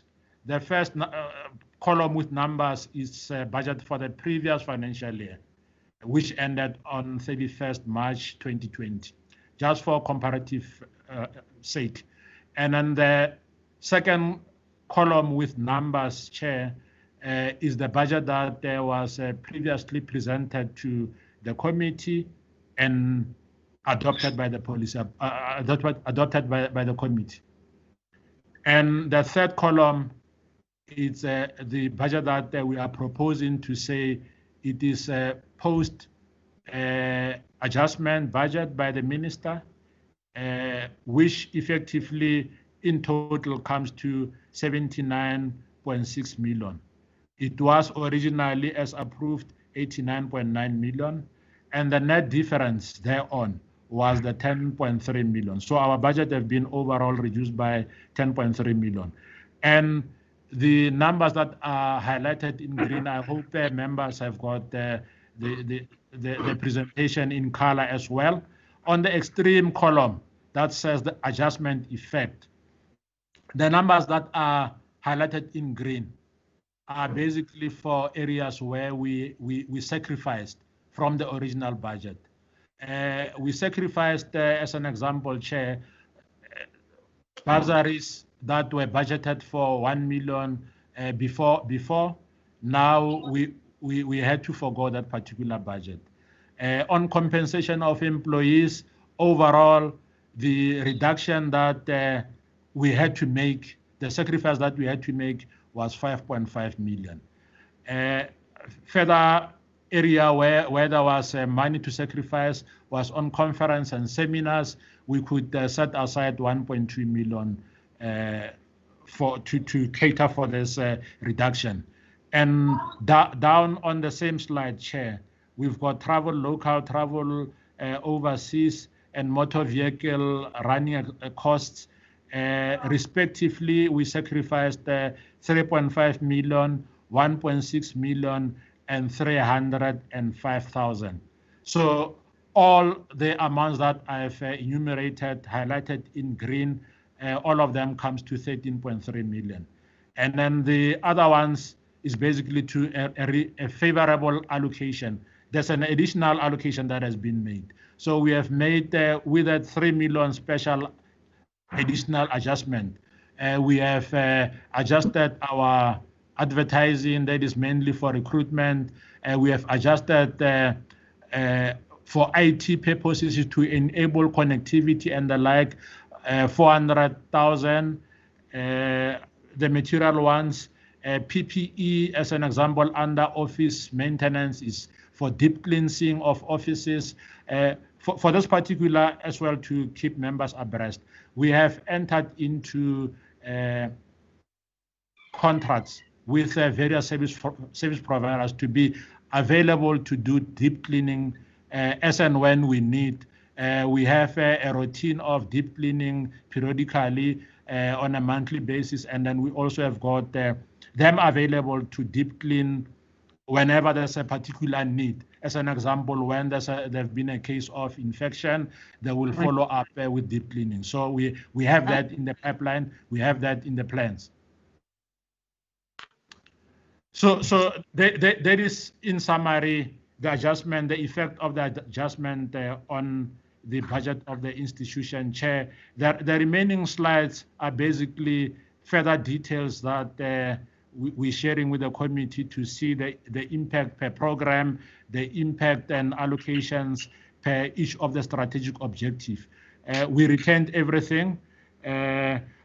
the limitation that one can say, and also in agreement with comments made earlier, is that we have been put in a situation where we budgeted to the last cent. We stressed everything that we had. We did very deep, Chairperson, and the impact would be that the CGE may also be not have the necessary flexibility to respond to emerging issues. And there are many other pressing issues, like we are saying GBV. There are pressing issues that would require the CGE to respond on. And I would agree that they've got to be further and concerted effort to get specific funding. And Chair, plenary have also discussed the fact that they would need to have a webinar, an engagement basically to identify all the pressing issues. So that will in itself culminate into financial implications, which financial implications may make it necessary to even communicate more, measure more about what we need, funding that we need going forward, because this is what we have. It's all that we have to cope and deliver on the identified targets in the APP, but there are a whole lot of responsibilities, legislated responsibilities for the CG that requires funding. Skip the finances and skip for questions. Maybe if you go to the slides on COE, slide number 21 and 22, I would draw the attention of chair and members to slide number 22. The number is not really visible. It has been overshadowed by what is on the presentation, but in the chairperson, those are the positions outlined that we sacrificed, which were vacant, and then we have made plans to ensure that targets that ought to be achieved by these positions are achieved, and that would take rearrangements and reassignment of responsibilities internally. That has been negotiated, also appreciating all the other rights that emanates from labor laws, but have been negotiated, and the plans are concretely there and available for us to deliver. But what is also key is that reasonable accommodation has also been included in these figures, and nothing in reasonable accommodation has been sacrificed, Chair. Okay. There will be. Okay. And the last question, key question that was asked in the invitation, Chair, was to do with employment equity picture at the CGE. Chair, there are from slide 23, I think there are 3 slides.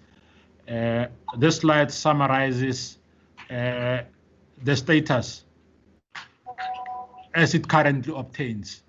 The first slide, basically takeaway from this is that overall, 94% of the CGE staff complement, including commissioner complement, is African, 94%.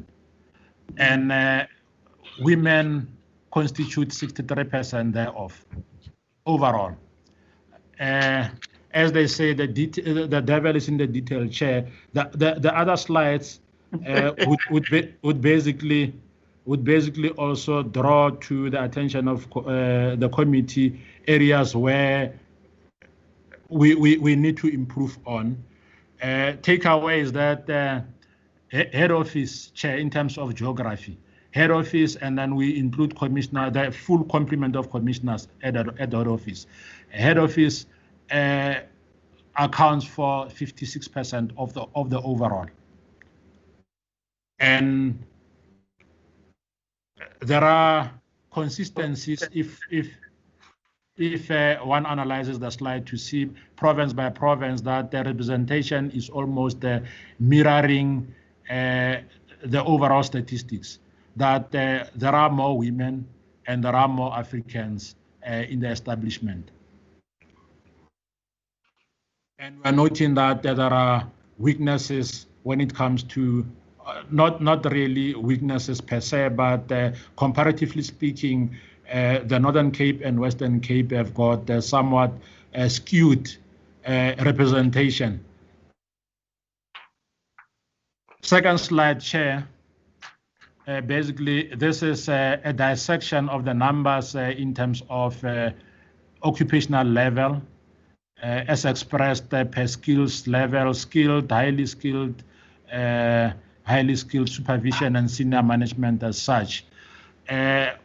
What we are highlighting here is that there is the absence of diversity. When we look into the functional areas of finance, audit, IT, and legal functions, there is an unfairly underrepresentation of women in those particular categories, especially in the occupation category, highly skilled.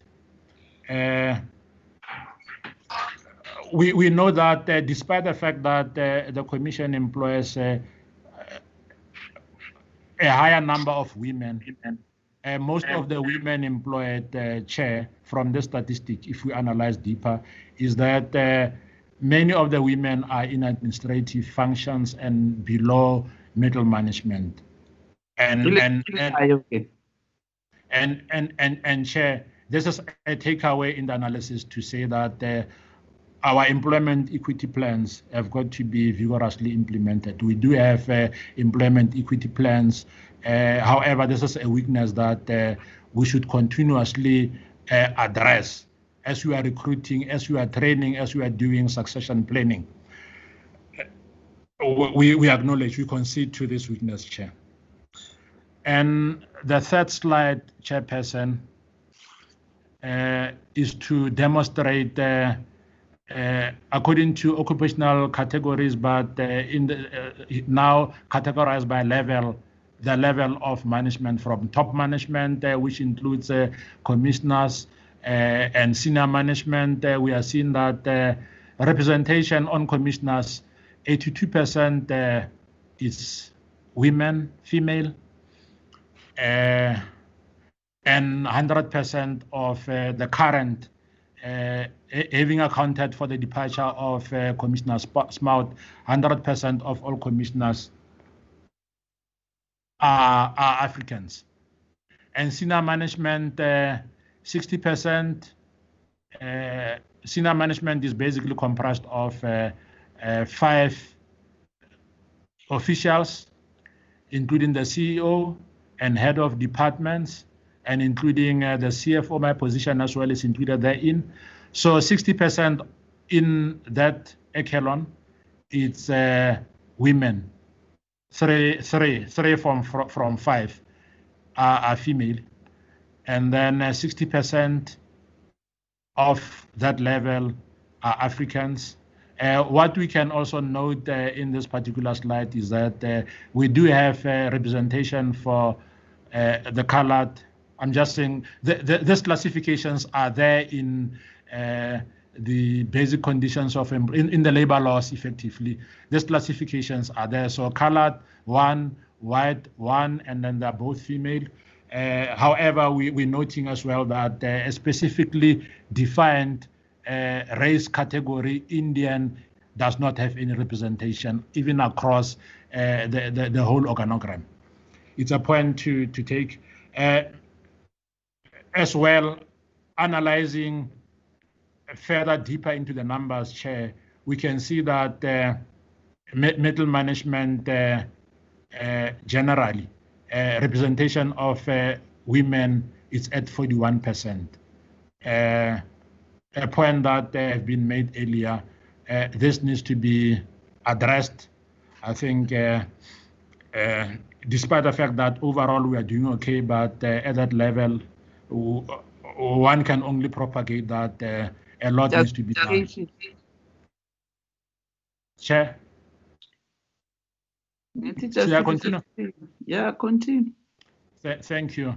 And the other observation, Chair, was basically to look into the ratios, to say that when we dig deep, and especially when we're taking a progressive analysis, we see that of the men who are employed at the CGE, of the 37% of staff, who are male and men.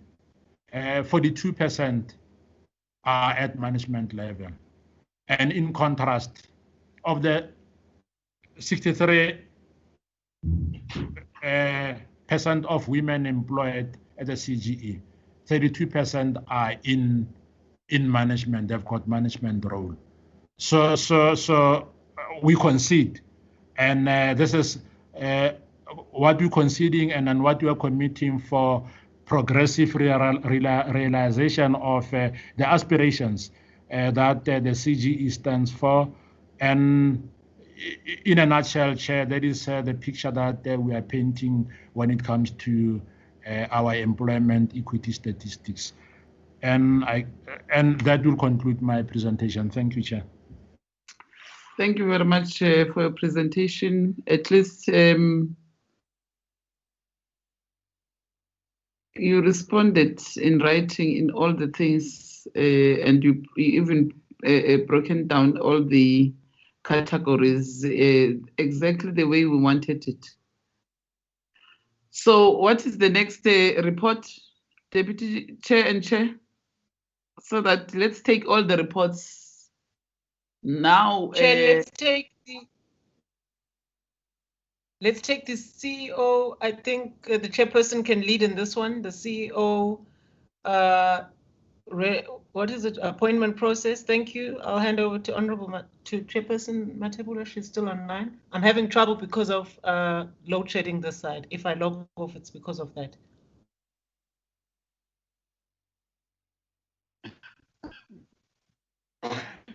Which report is that?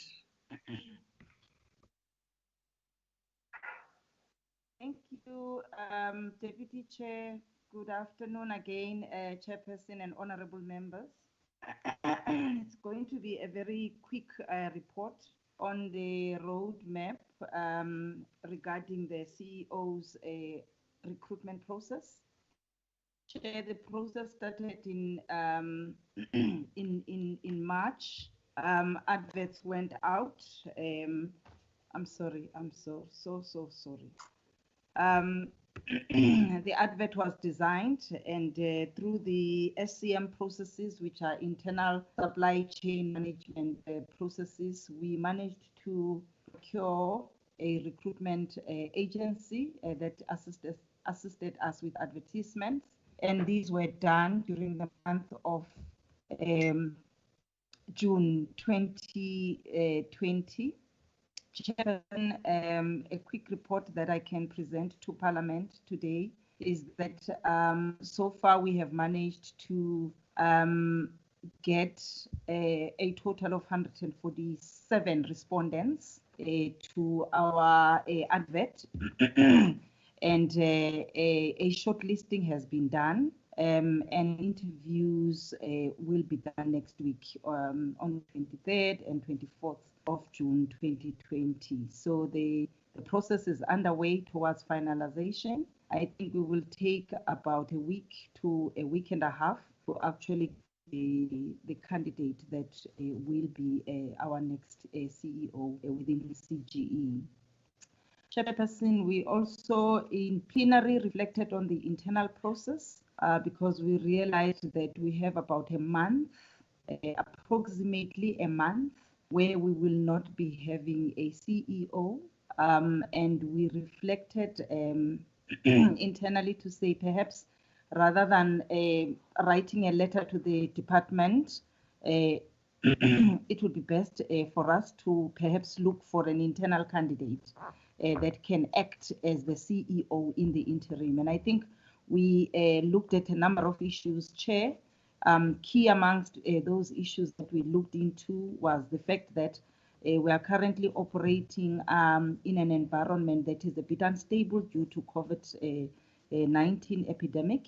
To bring a new person to act for a month would probably juxtapose or put that person in a difficult position. So we would then look for an internal person amongst the senior managers to act for a month or a month or 2 months until we get the CEO in place. But otherwise, everything else is going according to this shared a roadmap or shared schedule, Chair. Thank you very much. Thank you. Thank you very much, Chairperson. Thank you very much. I think that one we are going to agree with you.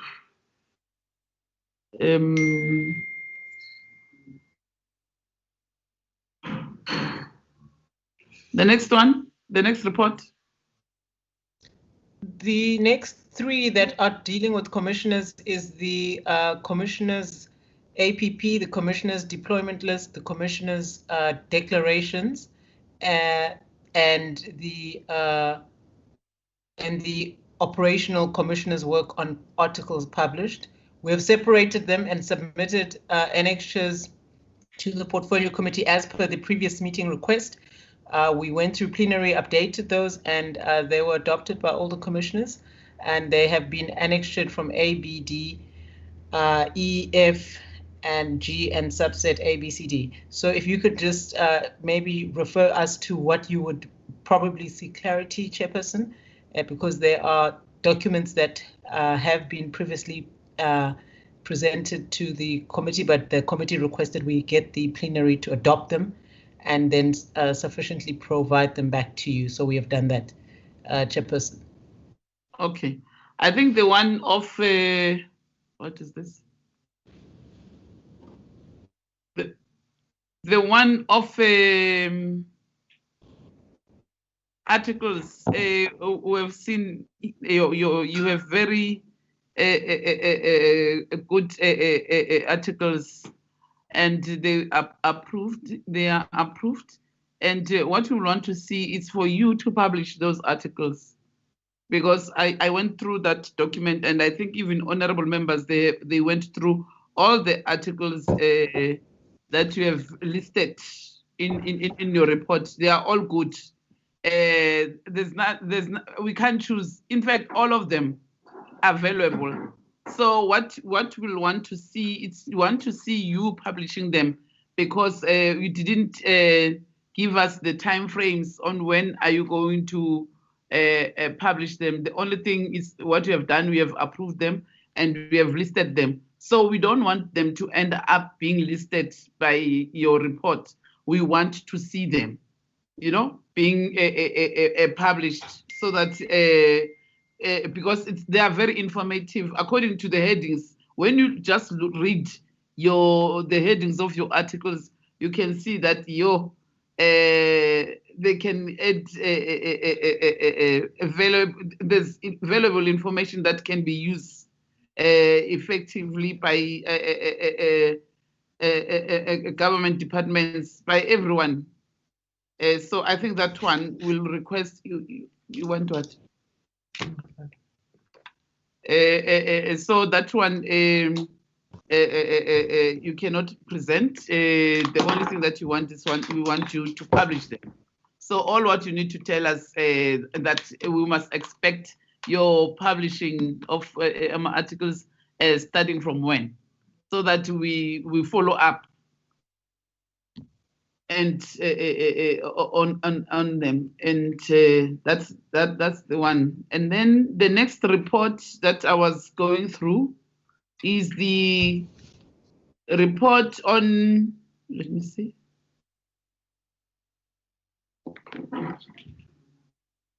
which one is this? No, strategic plan. We are done with the strategic plan.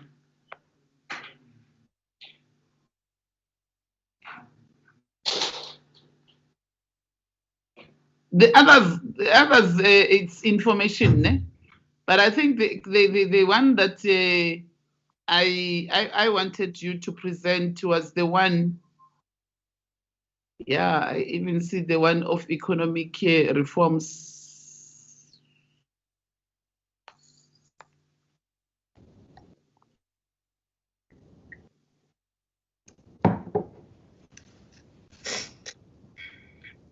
Maningi nala ma-document wenu yabona ukuthi nani nisenzela umsebenzi omningi. There's a report where I was reading the issue of the outstanding matters. Remember where we said your commissioners must declare. I was reading that report. Okay, Honorable Member, it's annexure. It's item 4. It says declaration and approval of remunerative work for commissioners working full-time. Annexure E and F were the addendums that the commission received. The Office of the Chair sent the documents received from all the commissioners. It was 2 approvals for 2017 and 2018. It's item 4 on our list of documents, and they were annexure E and F. Oh, okay. I think this one we are interested in hearing Guti. Just you don't have to go through all of it. I'm reading minutes of your HR remuneration committee meeting extended. If you can just brief us, there's no need to read word by word. Just brief us on this one. Thank you, Chair. The members of the commission met in the meeting that was held on the 14th of July. The submission to, sorry, not 14th of July, that would have been yesterday. The meeting itself took place prior to the 14th of July, but we just resolved that we will annexure the resolution that was taken in the meeting of the subcommittee that recommended the resolution to the plenary. So I will hand over to the chairperson of that subcommittee, who is abreast with the detail that this was approved by the plenary without. This was approved by the plenary and then implemented as a result of that approval by the entire plenary. I don't know if the commissioner is still the chairperson of the HR committee. Can I hand over? Thank you. Yes. Thank you, Deputy Chairperson, and evening, Chairperson and honourable members. The Commission had a discussion about the remuneration of part-time commissioners during COVID-19. The matter was referred to the HR committee to deliberate. In our deliberations, we took a resolution that because of COVID-19, all the commissioners will be at home, working from home. The committee then resolved that the part-time commissioners must also be remunerated, taking into consideration that because they are home, they are not going to be deployed anyway. We resolved that they must be paid a maximum 100 hours as per our handbook. We took that resolution as an HR subcommittee. The resolution was taken to plenary and ratified by plenary. Unanimously, we agreed that we implement that resolution to pay part-time commissioners 100 hours during the period of the lockdown. Thank you, Chairperson. Okay. All right.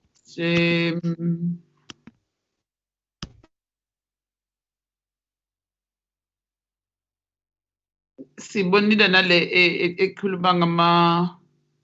That one, can Chair clarify as the one of declaration by your members? You wanted to say something? Have your members all declared? According to your report, I see it's only one member. I'll hand over to Chairperson. Sorry? I'll hand over to Chairperson Tamara. I'll hand over to that. Okay. Chair, when I was reading that report, I see that you've got only one commissioner who's working full time and who applied for Ilokujana, and the approval is there. Otherwise, there's no other commissioner who's working. Chair? Chairperson? Thank you, Chair. Okay. Thank you, Chairperson. Yes, Chairperson, I must indicate that declarations as per our policy, which is the handbook, are done every year and submitted to the office of the Chairperson. And we also declare in all our meetings, Chair, quarterly when we have our plenaries. So for the past financial year, I think that's the year that we were reflecting on. There has only been one declaration of a full-time commissioner who has been declared as a full-time commissioner getting a remunerative work from the University of Stellenbosch from 2017. I think I explained this in the previous meeting, Chair, and the office of the Chair has actually provided or given the approval for this kind of declaration, Chair.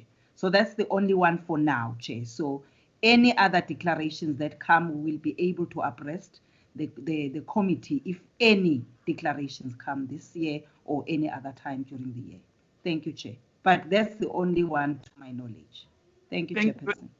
Thank you very much, Chair.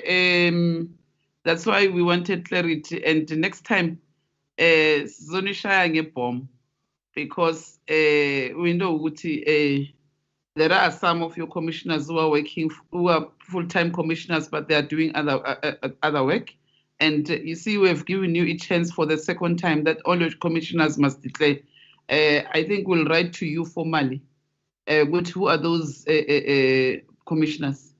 The next report, because Akere gave you a chance to declare, and we thought when you are coming to our portfolio committee, all your commissioners who are full-time would have declared. So if there's no other declaration, there's still only one, then it's fine.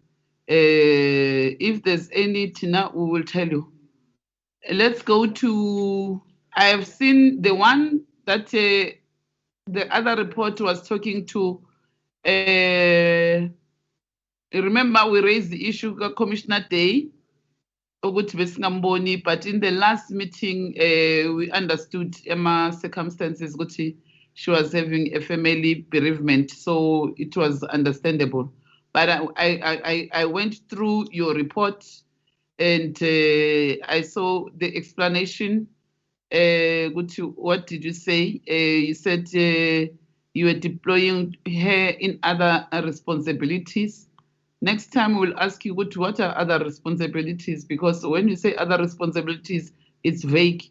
And then we'll want you to give us more details, not to Commissioner Day only, even others. But now, because I've read it, she's a part-time commissioner. And according to the report that we read now, we won't be fussy too much. But members, maybe they can, if they want to ask anything, they can still ask. The one of institutions of higher learning and under siege, you wanted to present it, or was just information? Chairperson, that one has been covered. You said we will publish those on our website, and we are also already underway with the ITC and the editorial committee to rectify some of the failings of the late publication. But we have resolved to improve our output on that. But we also have already acted on that with that summary. There's a lot of them published already. We just attached the ones that were delayed so that you requested to read them. So we just attached them for your reading. I think the other one that is left there in that report was the issue of commissioner of a case for Commissioner Moliko. Chairperson Matebula, I'll hand over to her as well. Chair, can you take us through with that one? How far are you? Is there any investigation? Are you done? Can you share with us? Thank you, Chairperson. I think with the investigation regarding Commissioner Moliko, I think we have clarified that it was not an investigation, Chair. It was an attempt to have a close-up report on the complaints by Commissioner Smout. I must say that so far we have managed to close the the issue or the matter, Chair. So it's closed. The matter is closed, and there is a proper close out a report, Chair, that has been developed. So this Okay. matter has been laid to rest. Thank you very much, Chair. Thank you very much. The 1 year deployment, I looking at it, we can see that you have deployment, you have done it, you have taken advice, and everybody will be effective and efficient. And thank you very much, Chair, and hoping that all our commissioners, Babu Potha Upi.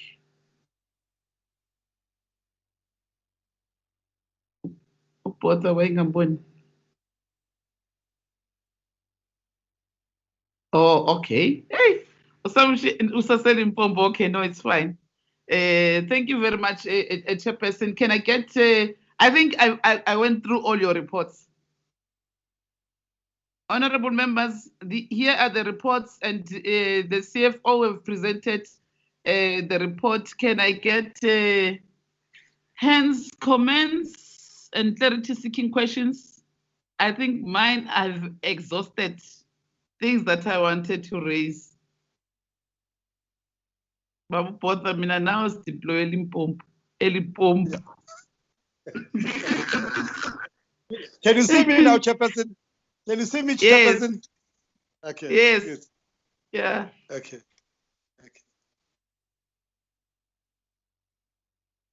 Honorable members, Honorable Masiko, Honorable Sheriff, do you want to ask anything? Any clarity seeking question? Honorable Ngobo? Thank you, Chairperson. Mine is just a clarity seeking question on the issue of Mam Chairperson. Namasondo, just to get an indication if the issues were resolved that we had raised in our meeting. Thank you. Mam Namasondo, the issue of Mam Namasondo. Yes, Chairperson. Who's the issue of Mam Namasondo? Yes, Chairperson. In terms of her getting a EPA. Yes, Chairperson. Babu Ngob. Yes, Chairperson. In relation to the issue appointment of her PA. Yes.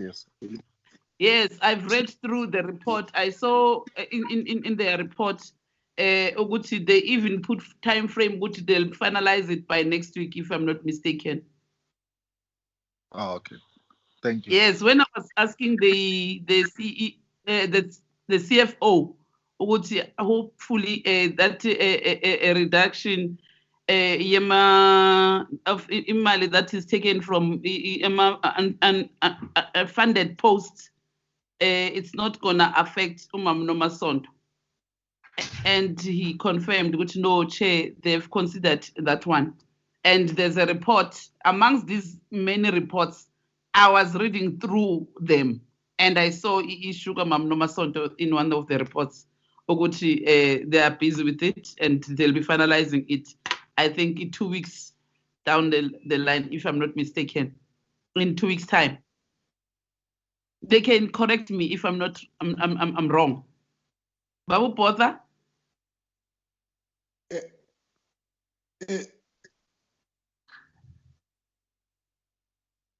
Chairperson, can you hear me? Yeah, Baba. I think, Chairperson, I can confirm that, yes, but also to ask the Deputy Chair, because our Chairperson was taken ill yesterday, and Commissioner Nomasondo and myself were at a meeting with the Deputy Chair. I think she can give, with your indulgence, a detailed response to Honourable Member Ngobo, because she is in charge of it as we speak, in the absence of the chairperson. Oh, okay. Deputy Chair? Thanks, Chairperson. Sorry, I'm on load shedding, hence you can see it's a bit dark here, but I have my router until it stops working. The matter was deliberated at length in the plenary. We acknowledged we had mistaken and not adequately responded to the needs of our own commissioners. We apologized to the commissioners, and we have then taken proactive action to say that both the commissioners must outline the needs, we must do a proper needs assessment, and then we must furthermore make sure that the labor or the labor that is provided is in line and matches to the needs so that we don't have a mismatch.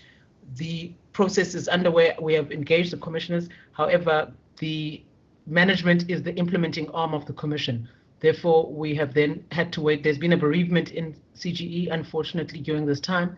So the chairperson is also sick, so it's delayed us. However, we have to update that roadmap to speak to discussions that we had in the last few days. So we have agreed that we must resolve this. It is a high priority. It has been budgeted for in the budget reprioritization, and we are facilitating this through the Office of the Chair. And we'll adjust accordingly our policies to have direct implication and indicators that assess this is met within a time frame of the appointment, not just of our commissioners, but also of any individual in our office who would need this type of assistance, so that we don't take 6 months, a year, 18 months to meet such a need, but we do it and expedite it within a short period. Thank you, Chairperson. Deputy Chair, one time frame.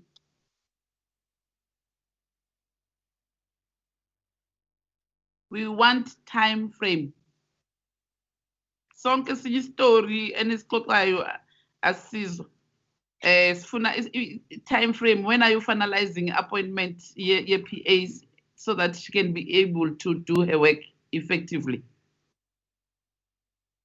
Is when. The question is when. Chairperson, if I would give a date, I would be speaking out of turn because I just got involved in that process yesterday. The dates that have to be confirmed must be confirmed in the roadmap that we will have to update. And so I think that if I was to come to Parliament to give a date I'm not sure about, I will be erroneous in what I'm doing. So I think, can I hand over maybe, because the chairperson is here, if she can maybe allay the dates that had been engaged with management and also the CEO, because they have been heading that process. They will have the details of that one. Please, can I hand over to you quickly? Thanks. Over to you, Chair.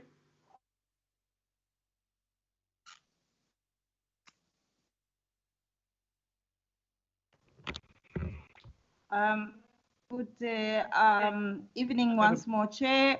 I think in terms of the providing the date, Chair, on the revised process will be an error from our side, Chair, because I think we are currently looking at revising the process, and the Deputy Chair will actually be leading this one. So from where we're sitting, Chair, until we engage commissioners, we may not be able to provide the date here and now. Honorable members, can you give them time was frame? Only revised yesterday. Honorable members, can you give them time frame? Because this is what we are going to present to plenary. Can we give them time frame? This is one issue that we need to put time frame at the end. Can I get a proposal from honorable members? Babu Ngobo, Babu Mama Sondo, Honorable Masiko.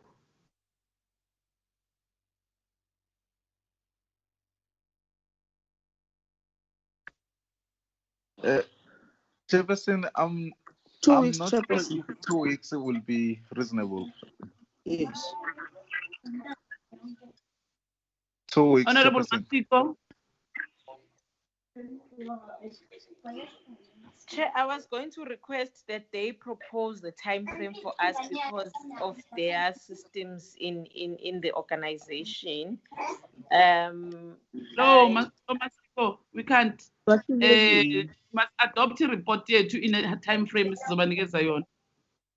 Oh, okay. Yeah. 2 weeks, We must I think. Time frame. If 2 weeks is in we can give them 4 weeks, but we must put a date. Remember, we can't go and present a report without a time frame to Parliament. So we must put a time frame at the end. By when? So we can't work like that. Give us in Lokujan. Babun over 2 weeks and in anything. Masondo? Yes, Chair, I agree with the 2 weeks. It's reasonable. Maluleka, I also support Chairperson. 2 weeks, I think it's reasonable also. Oh, Maluleka supports. Okay. Okay, that means that one, Chair and Deputy Chair, we are giving you 2 weeks because this is what we are going to present in Parliament. Amanyama processes when Nizostela and but we are giving you 2 weeks with regards to that one. Any other matter that you want to ask, get clarity on, members? Hey. Yeah, Honorable Yes. Masondo. Yes, ngiyezwa mabakhuluma ku-budget lapha u-CFO makhuluma ukuthi babudgetile ngoba siku-COVID-19, but the thing is they said there is items that are key cost drivers. The local travel, which is 4.6 million. The auditor's remuneration of 2.8 million. Office cleaning, maintenance and security, 2.5 million. Report writing, printing and publishing, 2.4 million. I just want to get a clarity there that because they are working at home, virtual. So why is the budget standing at this as it is normal? Thank you, Chair. Okay, thank you very much, and Honorable Masondo. Honorable Maluleka.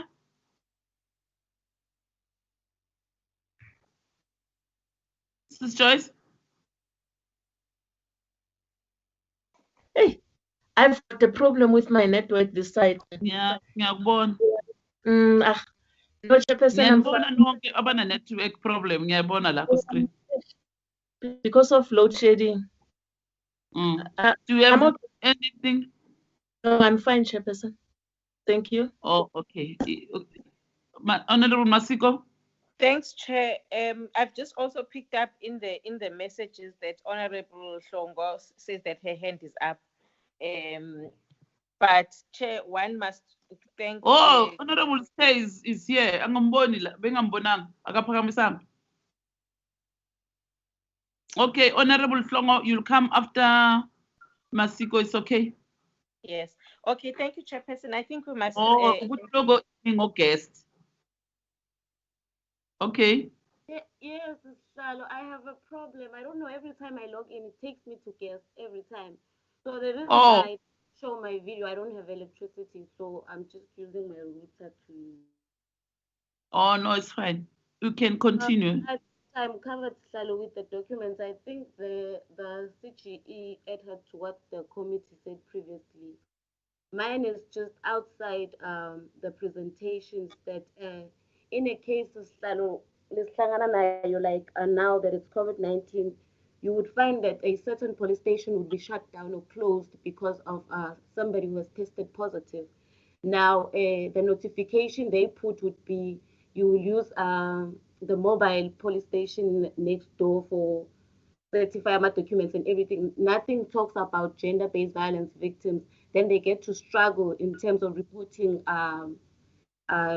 their cases in a case whereby a certain police station is closed down because of a person who was tested positive. So I would like maybe the CGE to clarify in terms of such when we encounter it in our communities. Mundu makabuda ukuthi ureporta kuphi ngoba i-police station ivaliwe and lapha kule mobile ba-certify ama-documents kuphela. Ngiyabonga. Okay, thank you very much, Honorable Songo. Honorable Sharif. Chairperson, I'm covered. Thank you. All right. Honorable Masiko.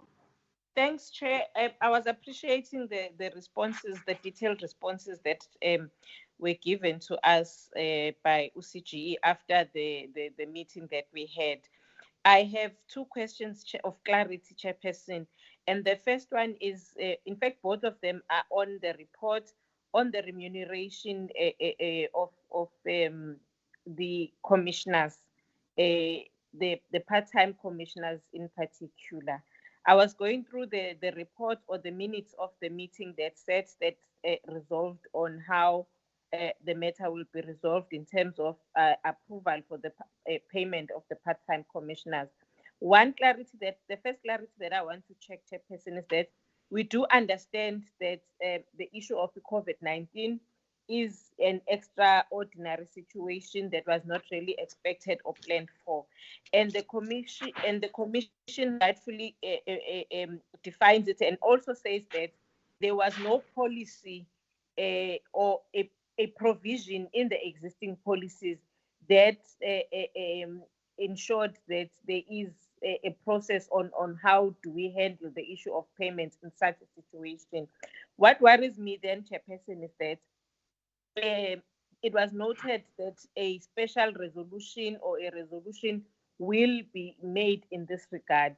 Now, yes, we did not anticipate it, but how do we ensure that in future we are able to include or have a policy that would accommodate such a situation and not only leave it in terms of a resolution that is taken for the here and now? We know that in future we might be having a situation such as this. So my suggestion is that the commission would have to plan ahead and develop a policy that will even be used by the next cohort of commissioners that will follow this one, should any other situation similar as this takes place. That's the first one. The second one, Chairperson, is on the issue of the resolution number 7, which highlights the fact that the part-time commissioners will have to go and develop a general guideline as to how is it that they need to be remunerated in such situations.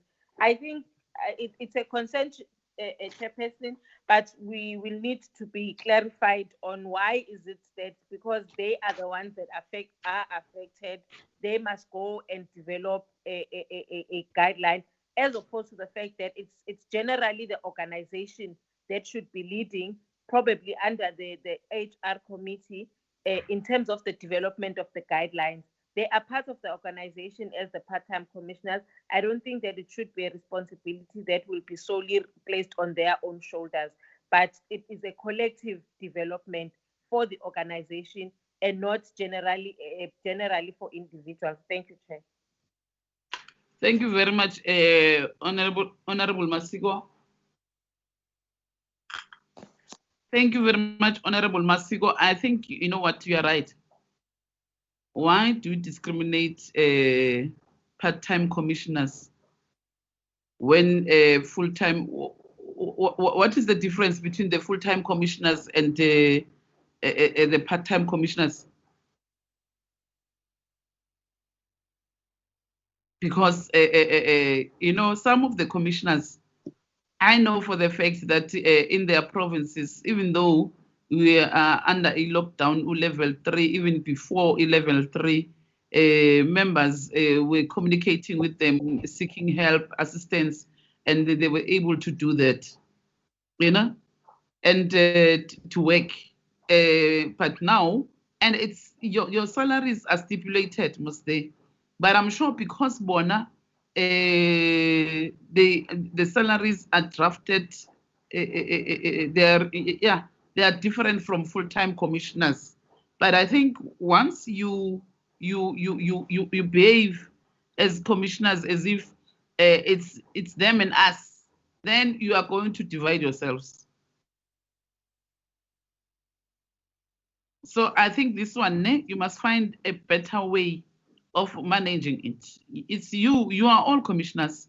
Find a way on how then do you these are unforeseen circumstances. Into a COVID, nobody planned for it. And nobody knew that one day South Africa or in the world will be having such a disease, COVID, whereby there'll be a lockdown, people won't be able to go out to work every day and to work as expected. But you must find a way, like us as members of parliament. How do you say, as members of parliament, must explain ourselves? How do you work when we are working visually every day? In fact, other people, they don't even know that you are working every day. And I'll make an example like myself. Today, I was writing the exam in the morning at 3. I was at plenary at 6. I'm here at work again. So even part-time commissioners, I think they are doing work. I don't know why. What's the fuss? Maybe, Nina, there's something that you are hiding for us. Good team. You don't get reports or what. But Mina, for me, I don't understand why are you making it a fuss or an issue. I don't understand it. Because your work, if you are going to work visually, everybody is working visually. How do you determine ukuthi ilona kawenzanga umsebenzi? So I'm sure you need to think about this issue, or maybe explain kahle sizon understand ukuthi nifuna ukuthini. Yeah, thank you, Chairperson. Thank you, honourable members. I just wanted to comment on the first point made on the timing for the, sorry to take you back, the timing for the reasonable accommodation. I just want to clarify. Yesterday, it came to the attention of commissioners that the needs are for 2 commissioners. I just want to allay that the 2 weeks, based on what I have assessed needs to be done, the reasonable accommodation procedure requires you to advertise according to the PFMA, requires you to do shortlisting according to HR, requires you to conduct an interview, and thereafter check if those people may not need to be reference checked, and also give the necessary notice where they are working. I would request that we be given 2 months, Chairperson, for this to be done properly. And then in the interim, the CGE offer the assistance that is needed for the commissioners, I won't name them, but the commissioners that are affected, so that they are given a special support. The management has alerted us that this can be done. And then this meeting that we will have with them, we will give them a way forward on the type of support that they will be offered in the interim, which is mandatory, so that they can do the work that is required by them, Chair. If this would be agreeable to the members to give us 2 months. Then the second point, Chairperson, is on the question that was asked now by Honourable Masiko on the framework, the policy suggestion. We took a decision again that let's stop this inequality or difference. We're all commissioners. The chairperson, or rather the part-time versus full-time, it's about competency, skill, and value add. We're not different in any form. It's just a question of the contractual obligations. So the guiding document will be a circular or framework for part-time commissioners in emergency or times of force majeure, which is what COVID-19 is. It's an unexpected situation. There will be policy guidelines guiding how we remunerate, and that commissioners' dignity is not removed where they have to go beyond the normal occurrences like our full-time commissioners. So we have rectified this.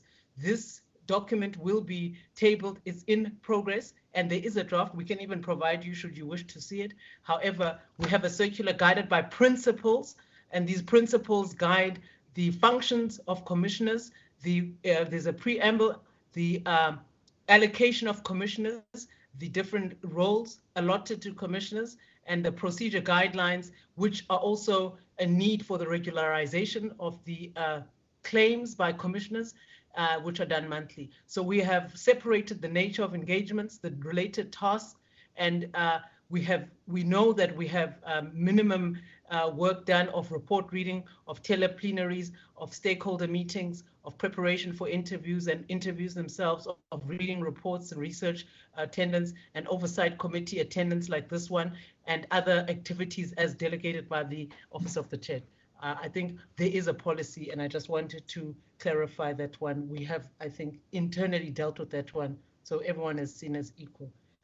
the other one on the emergencies is also covered in that policy for force majeure. Thank you. Yeah, I think yeah, you must be very sensitive when you do other things. It must not degrade the dignity of other people, and you know, maybe it's like it's them and us. It doesn't sound right. It's none which do you are not.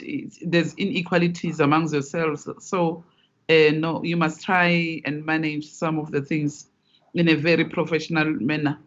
And I think I take it good to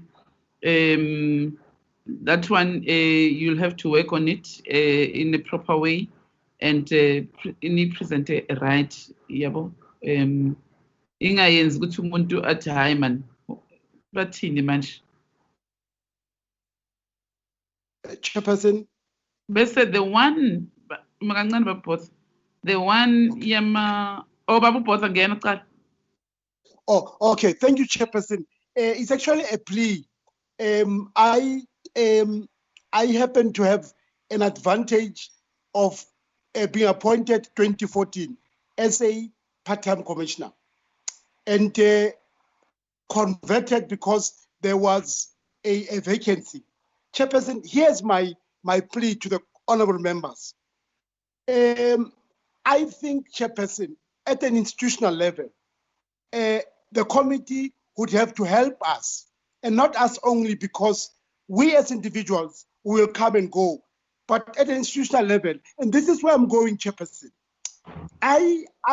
You know, when you are part-time, and I'm going to say this in this meeting, you actually work extra, because you must make sure that you cover 100 hours, you know? And I know, I mean, I would be in situations when I was at Sonke, at CGE, it would be extremely difficult. So I speak to the committee, making one plea, Chairperson, that it has not, to me, Chairperson, and I would need guidance and advice as to why part-time, full-time. What has been the rationale? And what I'm asking from the committee, honorable members, is for you to assist the institution that is it not about time to seriously consider rethinking on this problematic part-time and full-time. Chairperson, for the following reasons: that when you are part-time, as I said earlier, I know that you work extremely hard to ensure that there is a specific target you want to meet. And I am saying this as a plea that, because, Chairperson, it should not be about individuals, because individuals come and go. We must be, as a country, create strong institutions. And these institutions, whenever we are not there, all of us, when we are not there, we know that these institutions are going to be intact. It's not because when people leave institutions and institutions are weak, they don't have strong policies, then the institutions, they collapse. Chairperson, I am putting it to you it's a cry for help, that we don't reach a point where ourselves, unnecessarily so, where there's bickering, which is not created by us. So it's important, Chair, to ask you and your members to really, in your caucuses, in the committee, as the leading party with all the multi-party, all of this, for you to say, is it not about time to look at this and ask the difficult questions? What was the rationale for part-time and full-time? I must be honest with you, in this meeting, it hasn't made sense to me, Chairperson. And I'm speaking to you as someone who was part-time, who became full-time. Thank you, Chairperson. No, I understand you very well. In fact, nalama 100 hours and washoyo ngiyazibuza ukuthi nina, or you are too ambitious or what?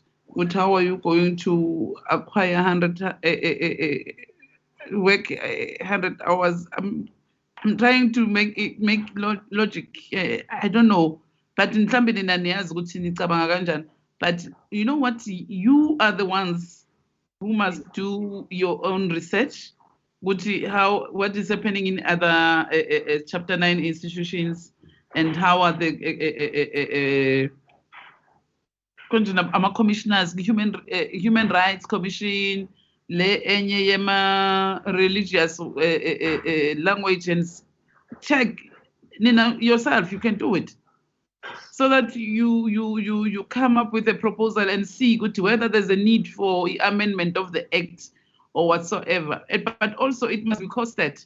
You know, whatever a proposal you're gonna come with, it must be costed, so that you yourself, you must advise us. You must tell us, because you know, in your workplace, it's yourself, a person who is there, who knows and understands the kind of work that you're doing.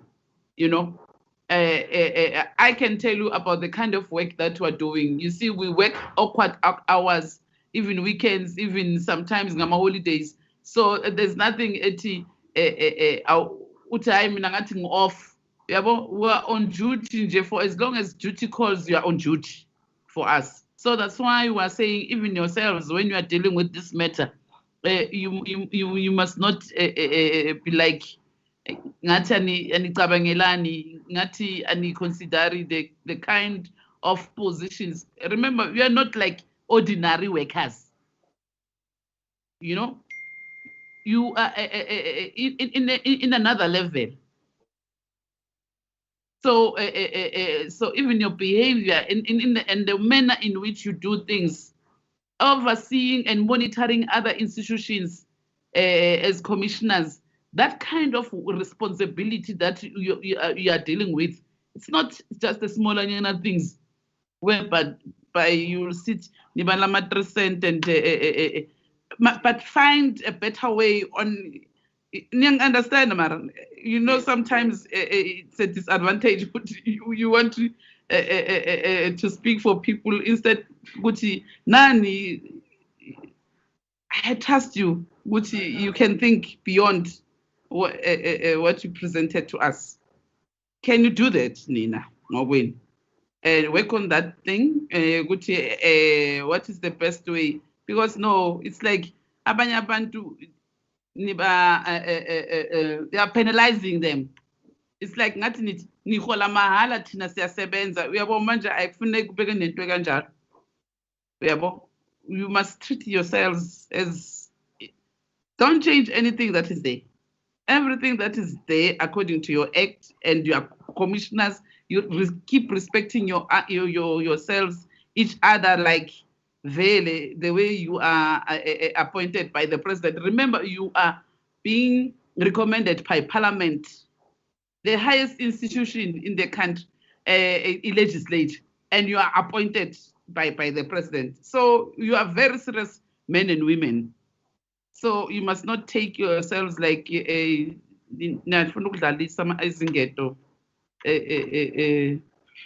no, you must take yourself serious. That's why we're raising it. Go and work on it in a very professional way. Ne? And you need just to give us a report. This is how you think. But you are doing a good work. Whatever work you are doing, all of you, it's important.